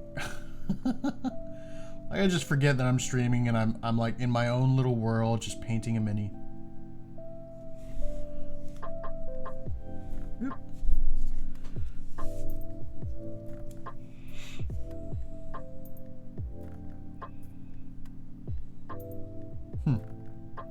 Fair enough. I never really got into GTA. I got into a couple racing games back in the day, but I never really got into Grand Theft Auto. I don't know why. It just never really appealed to me. Because obviously I love Skyrim, so I like open world games. So that wasn't it. I genuinely don't know why I didn't enjoy it.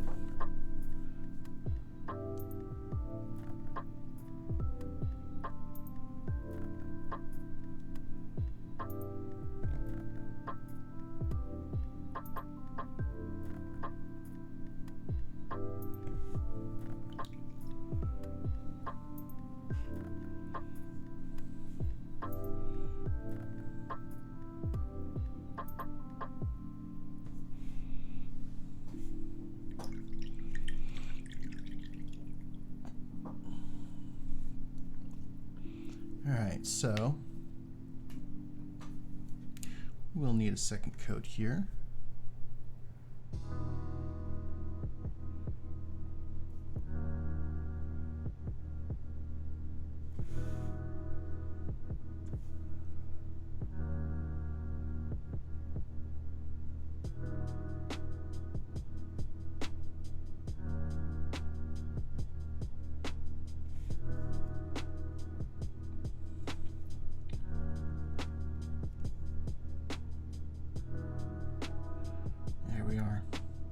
Alright, so if we're going to be adding our highlights for this, we're going to take a little bit of our Pallid Wych Flesh to brighten it up. Then we'll just take a touch more of our cadmium red just to start bringing out that color and prevent desaturation.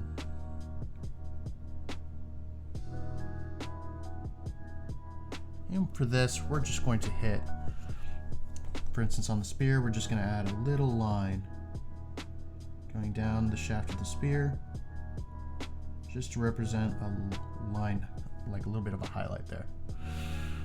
We'll do the same thing on the back end of the staff here.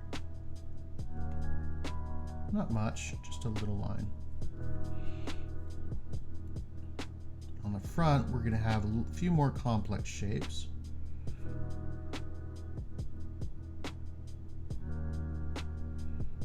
But nothing we can't handle, right?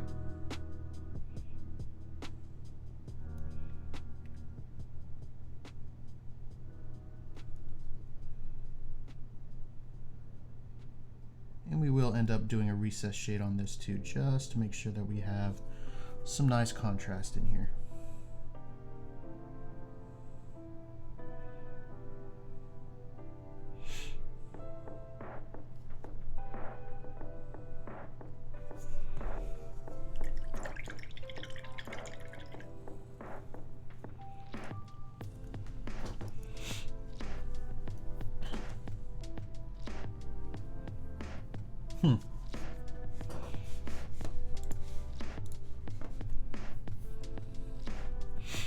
Alright, so while that's drying, I think we can go ahead and get started on our base.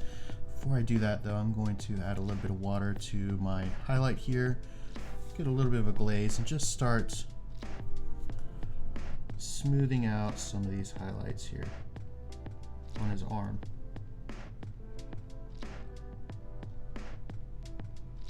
Just so that we're not so stark.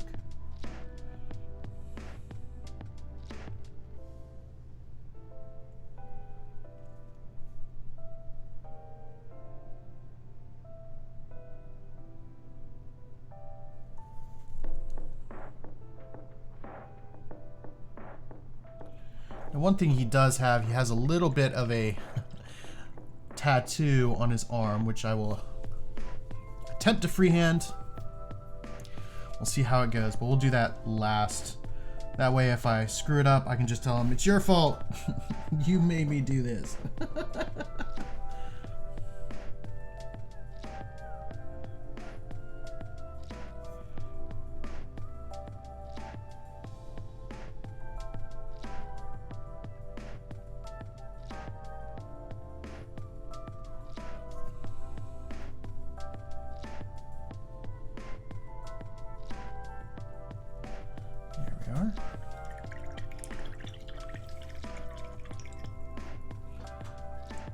Alright, so I'm going to go ahead and add our first pass for our base. The base on reference photo is just graystone with those little mushrooms on it. So I'm just going to add some light gray to this. There's not enough room here to do anything fancy like dry brushing or anything like that. So what I'm going to do is I'm just going to apply a black wash over this to bring out some of those recesses. And then maybe do some highlighting by hand. And then we will do the mushrooms.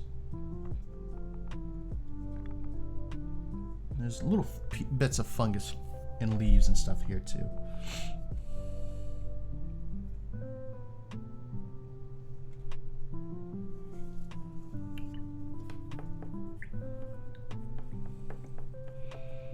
Let that dry, and then we'll move on to our metallics. So as always, metallics rely heavily on contrast. So we will start with black gray. We'll move on to light gray, and then we will highlight with basically white. So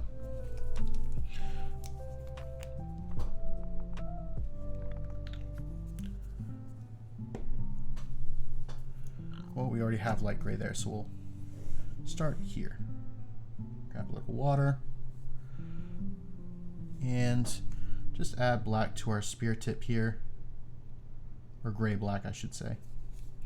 And then we will do the same for around the bits that are on our horn here.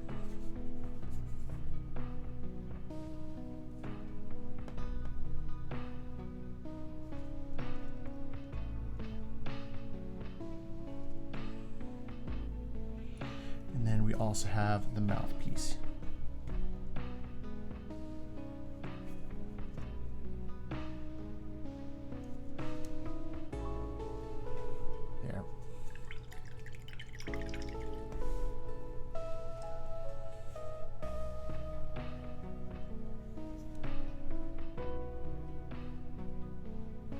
Oops, wrong color. There we are.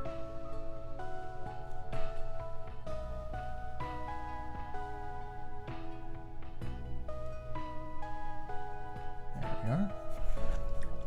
Coolio, coolio. I'm liking the way this is looking. We are nearing the end here. Only got a few more steps to go.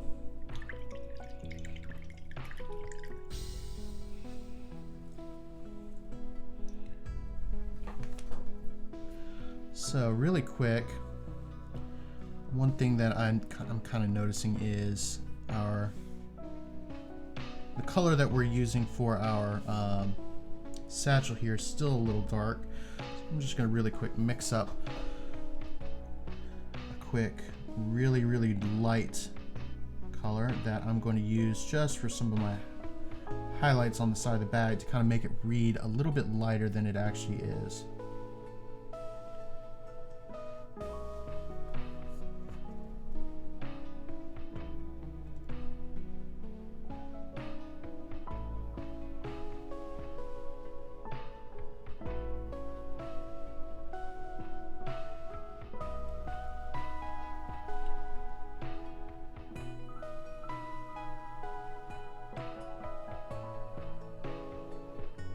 There we are. And just like that, it looks a little bit brighter.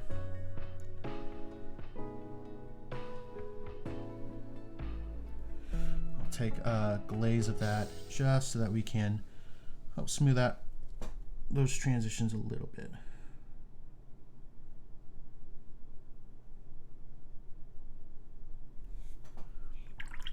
Cool.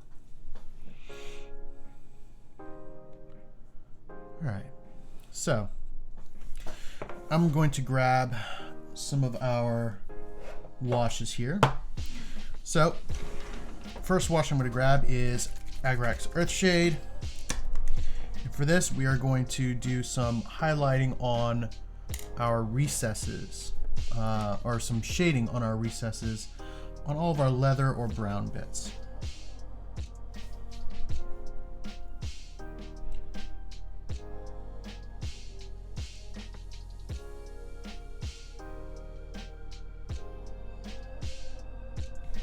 This is just going to help all of those little recesses and things pop on the table.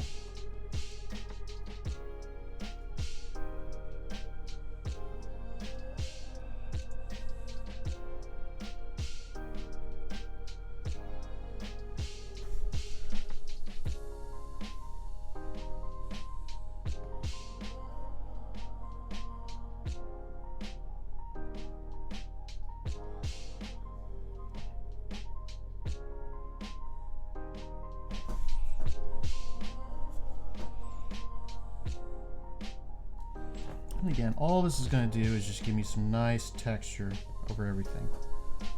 We're also going to use the Earthshade on our bone handle here just to give it a little bit of a worn, messy look.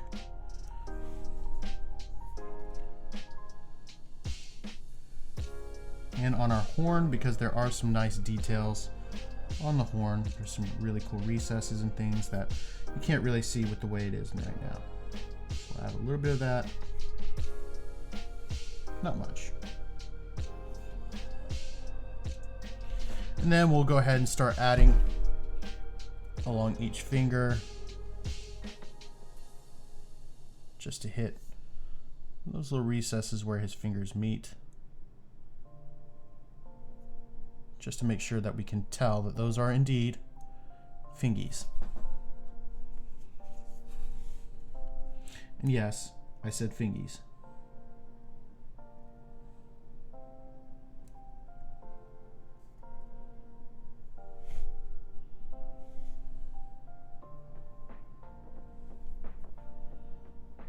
I'll also do the same at everywhere where there's leather meeting fur, or fur meeting leather, or leather meeting leather. Just to make sure that we have a distinction between the two.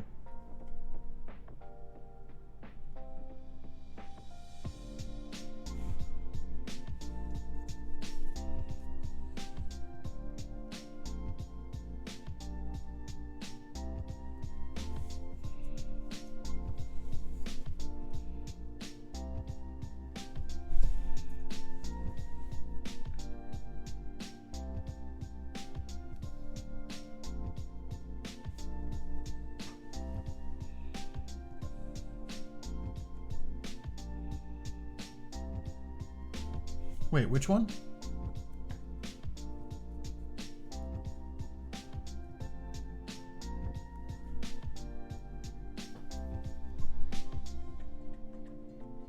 There was a brush in Fortnite?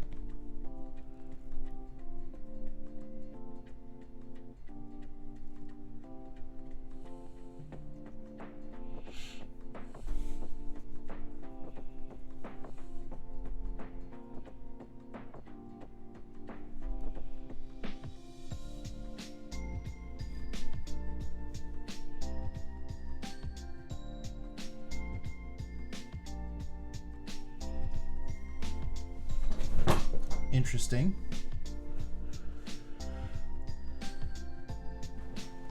Like, what was it? Or what was it used for? Was it just like a pickaxe or something?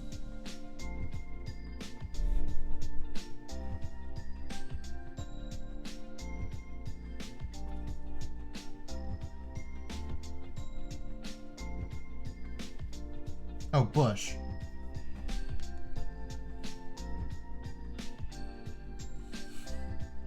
Gosh, I am freaking dyslexic tonight, man.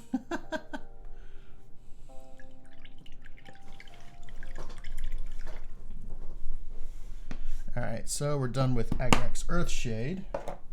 Let's go ahead and grab some of this Anthonian Camo Shade, and this will help us with the areas where I want to shade his pants because it is very similar in tone.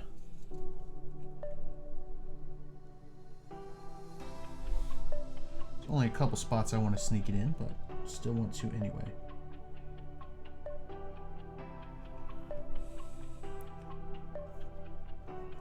That's amazing.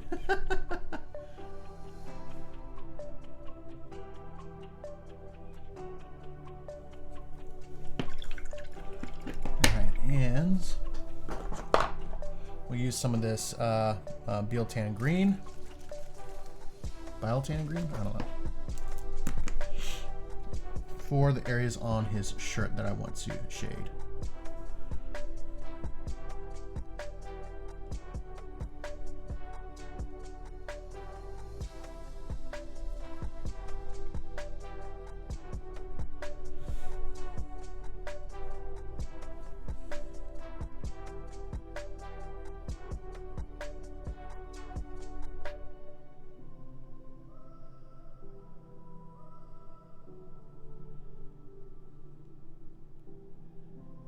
Like so.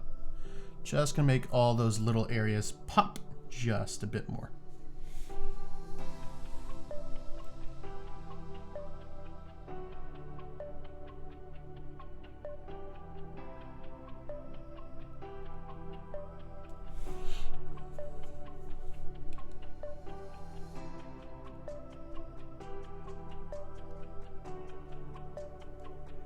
Boom. Alright, and for his skin tone, I'm going to use the last of my 6 million shades that I'm evidently going to be using tonight. And that is this Drakenhof Nightshade. Because it's a blue. And we're going to do that for his arms here.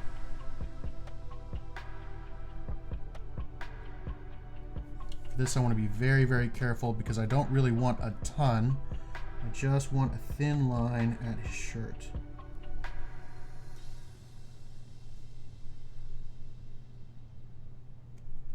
Just to give that extra level of separation between the two.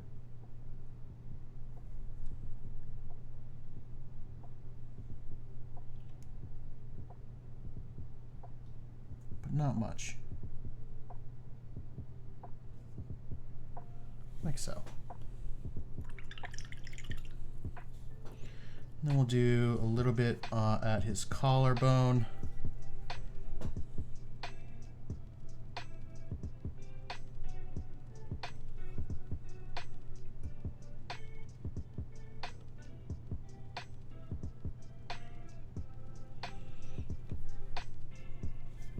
It's a bit much, but what I can do is I can take a damp brush and just wick some of that away.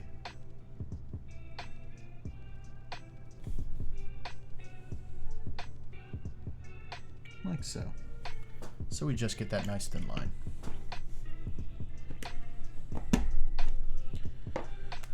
Alright, so now that that is done, we'll go ahead and grab our brush again. And we'll start back with our non-metallic metal.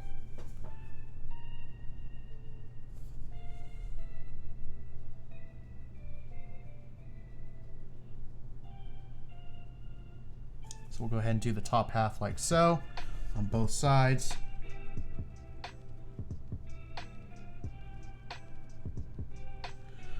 The spear is going to be pretty easy. Horn, on the other hand, not so much, because there's some nice details on this. They're a little bit odd and different.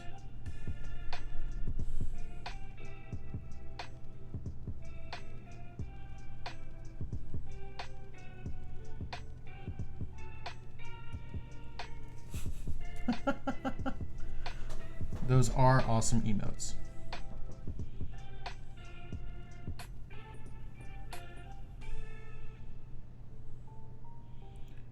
Again, I need to get some custom emotes once I make affiliate.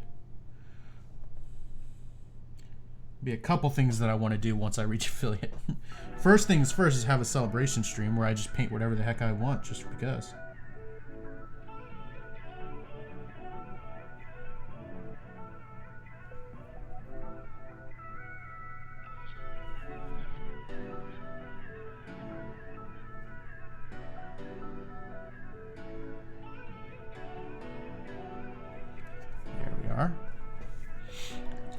And then we'll come in with some white.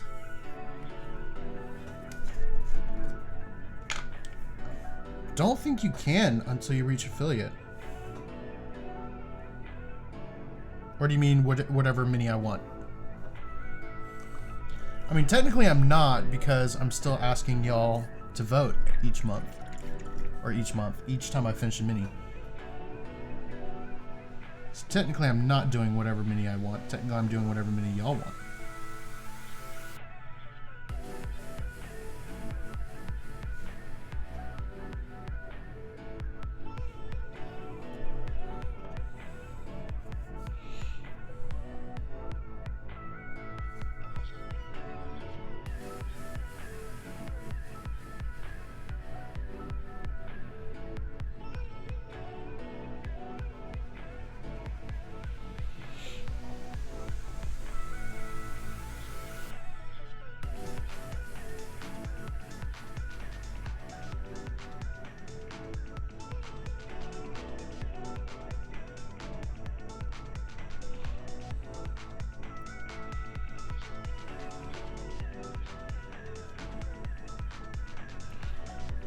I would say so, yeah.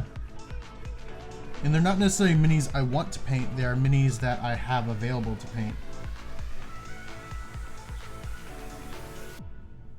Because like if I just asked y'all what mini do you want me to paint and then just gave y'all like complete and total free reign, well then you might choose a mini that I don't own or don't have access to.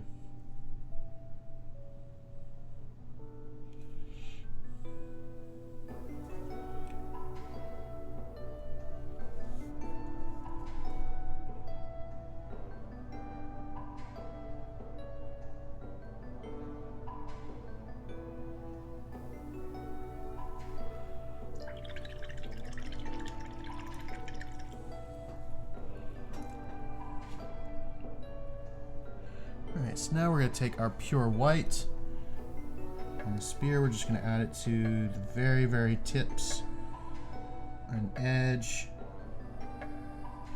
And then we're going to add an edge highlight down the center of the spear. I have to clean that up a little bit, but it's okay. Try a different method here.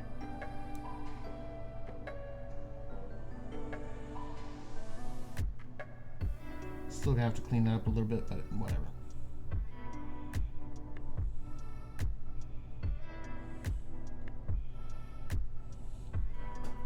It looks metallic, right?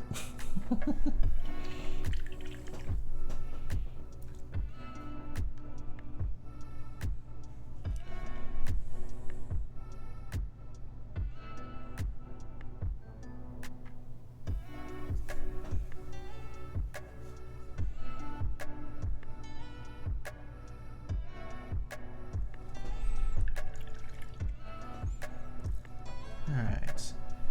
Now that we've done that, I'm going to go in for a cleanup pass. Just to thin out this line here.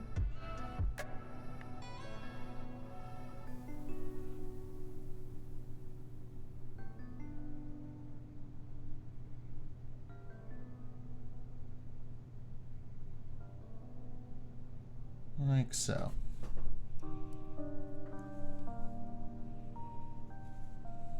And then we'll do the same on the other side. Imagine that.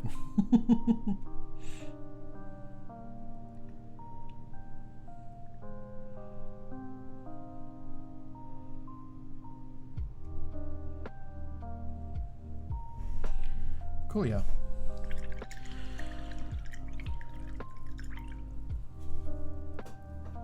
And then we'll do a little bit of white on our horn here.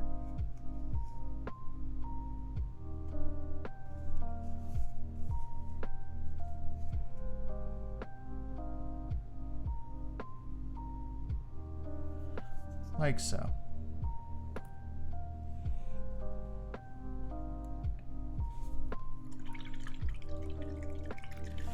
Alright, one thing I did miss.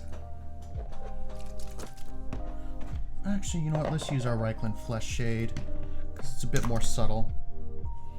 And then we're going to add a little bit of that to our staff here, just in these recesses.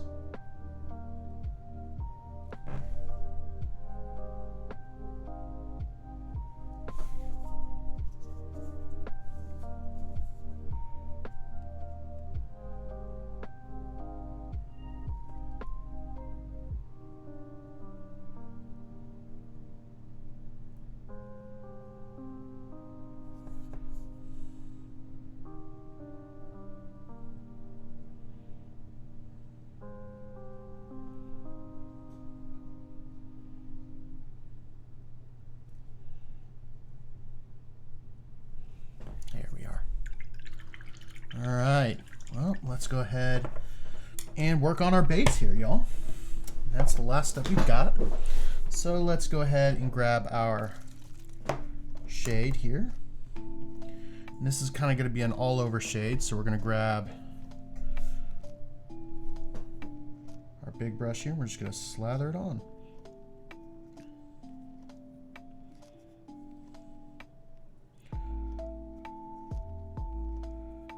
I realize y'all can't see what I'm doing. Oops.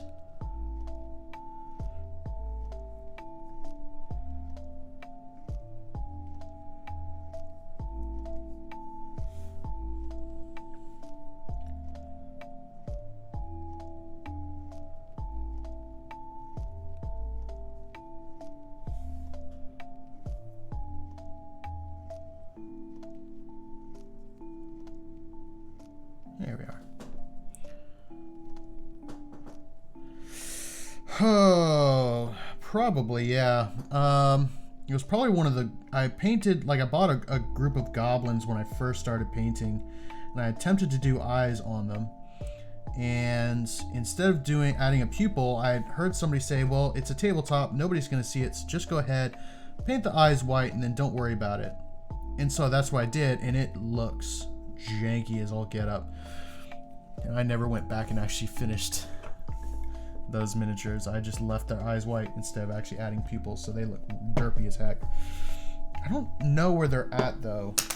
Honestly. I have to go and find them. But yeah, they look terrible. Terrible. Alright, so let's grab... This color is actually pretty decent for some of these mushrooms. Some of these mushrooms are kind of pinkish.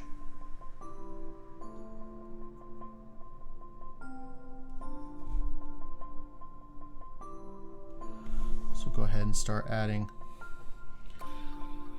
some color to these boys.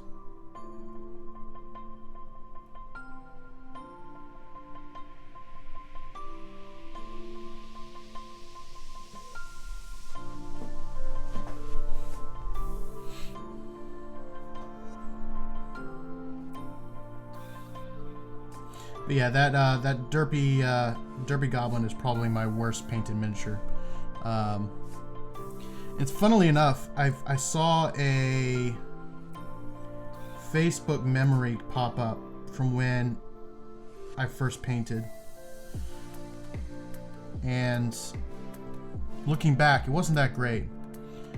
But one of the great things about an art form like this is I would generally find that people even if they don't understand what you're doing, and even if what you're doing doesn't look that great, people will still, well, I should rephrase this. If you think that what you're doing doesn't look great, people generally will.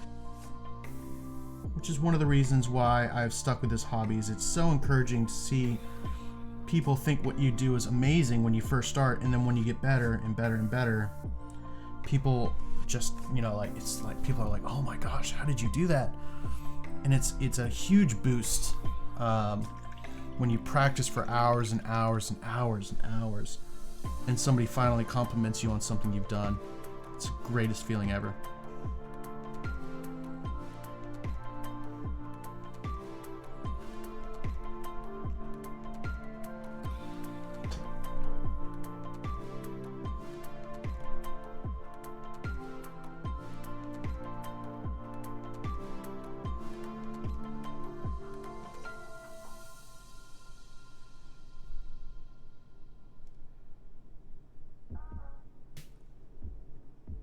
So, one, I guess, mistake I just made is actually, I think I added that shade a little prematurely, because what's happening is now I'm actually going to have to wait for that to dry in order to finish the miniature, which includes painting the underside of these mushrooms that I'm currently working on. Which ain't good. So that just means it's going to take a little bit longer than I had hoped.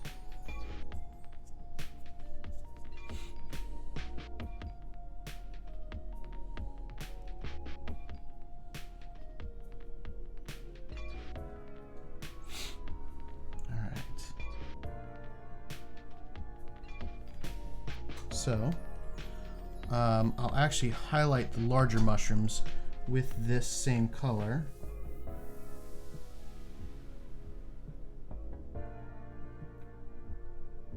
But of course, I am just the absolute worst at painting spheres. So it's gonna look kind of crappy until I can have some time to fix it. Actually make it look like I want to.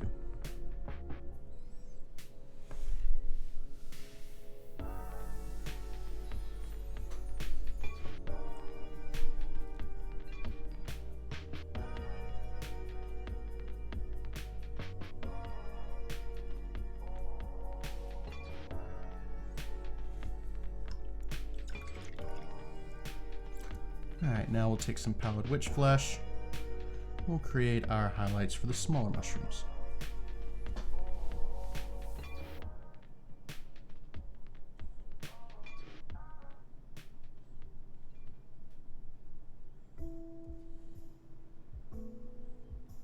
Make it look more like a which is it?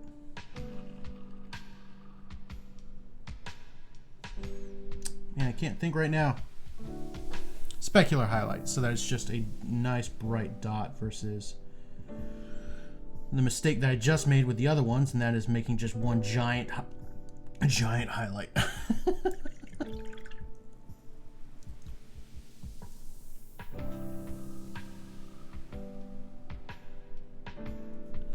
Thankfully, I can paint over paint, so we'll just correct our mistake here.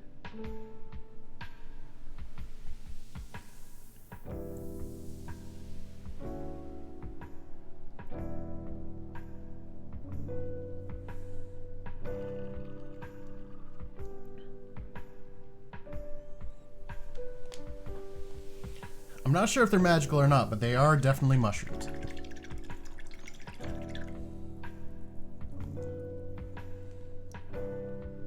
Alright, so let's grab some black here and just start working on our base rim here.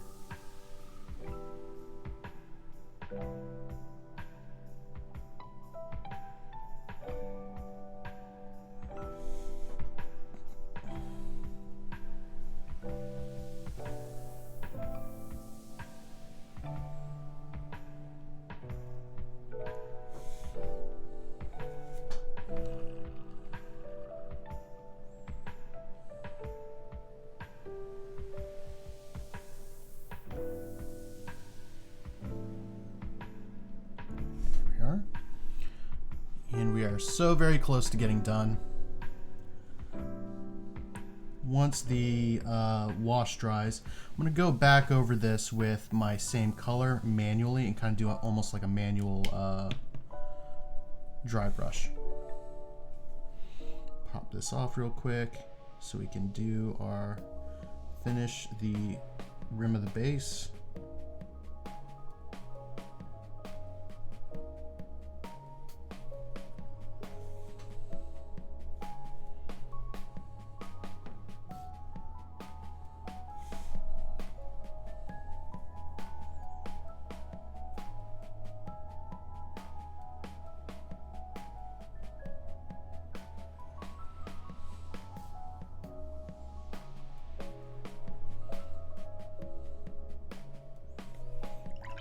Then the question, I believe, Calico, would be, aren't all mushrooms magical?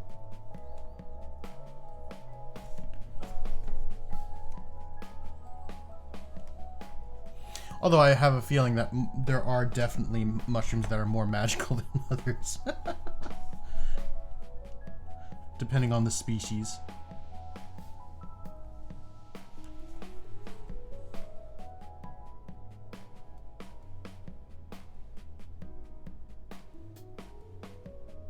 I'm just going to add a really quick highlight to this rope here, just to help distinguish each individual wrap a little bit more.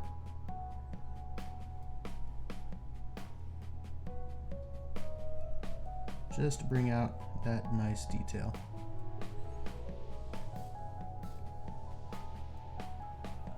Like so.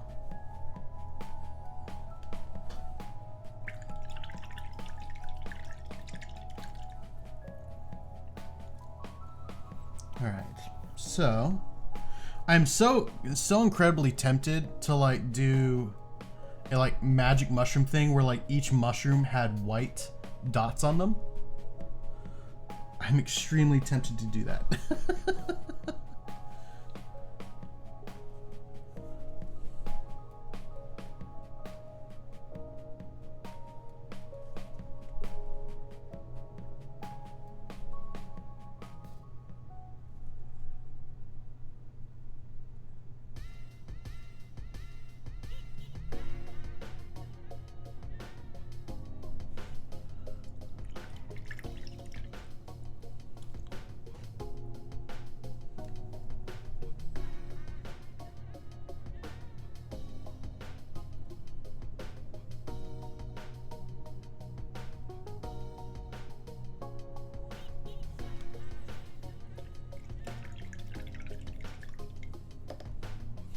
Yeah, I've never done like any kind of hard drug before in my life.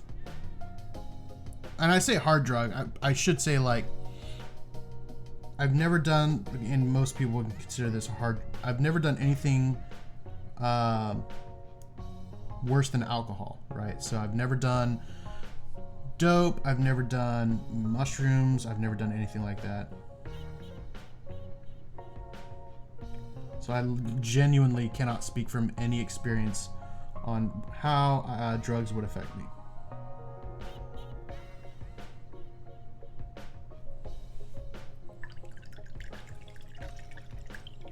Well, that sounds terrible. So I'm very glad I've never done mushrooms. That sounds exceptionally painful and not at all worth it.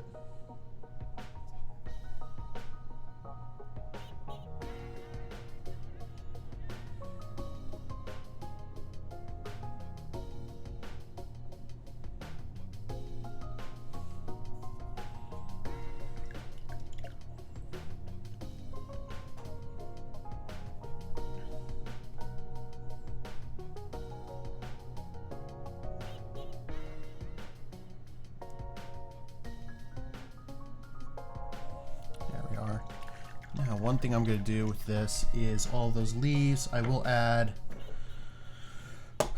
Agrax Earthshade and Reikland Flesh on some of them just to change up.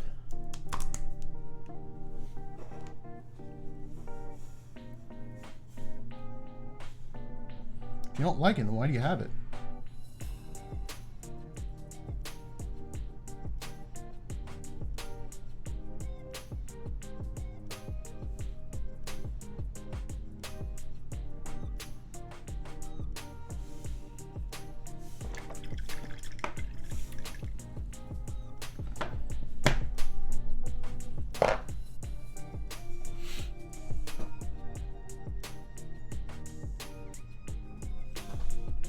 I'm going to take a little bit of this gray and just start hitting.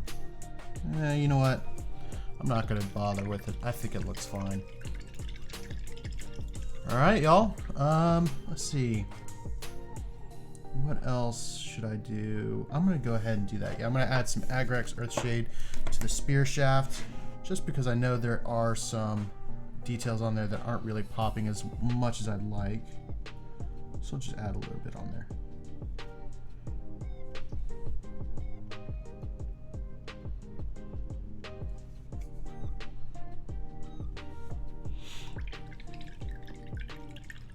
Gotcha.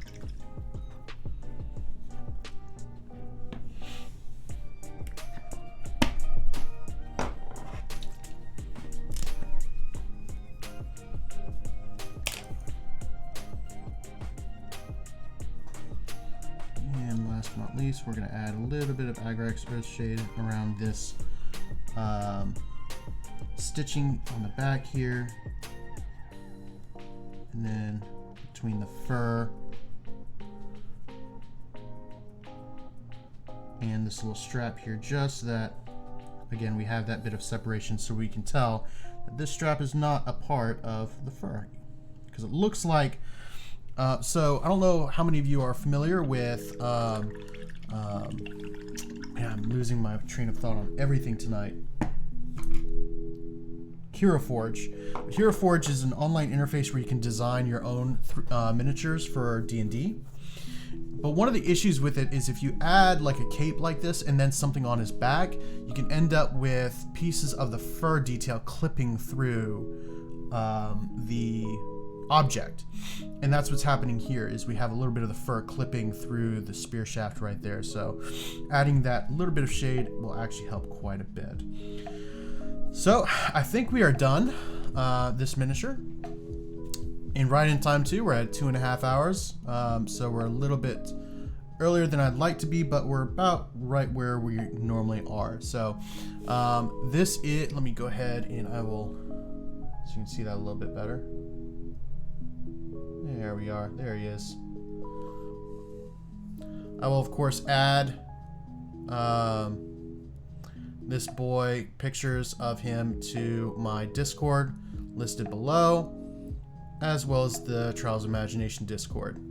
Now, just to let everyone know, I will be out of town next week. I'm going to be playing bass for a band at a summer camp, which is going to be a blast, but that means no stream next week. We will stream on Wednesday, but nothing the following Monday and following Wednesday. Also, if you like D&D, I'm going to be DMing a special one-shot for Liam, who is, somebody who's in chat quite often. So if y'all like D&D and you want to come hang out, it will be at twitch.tv/2bitlane. So I'll put that in chat real quick, just so that. So it's twitch.tv/ where's the slash? Get back here, /2bitlane. So that's it. So if y'all want to come have fun, enjoy some awesome D&D, we'd love to have you. I'm super excited about it. I know Liam is as well. But until then, I hope you all have a wonderful evening. Yeah, I hope you have a wonderful evening. What do you mean who, Calico?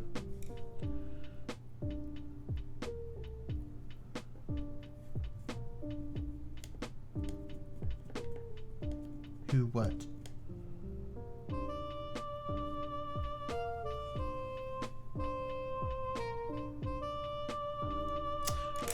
Okay, well, either way, I hope you all have a wonderful evening, and I'll see you here next time.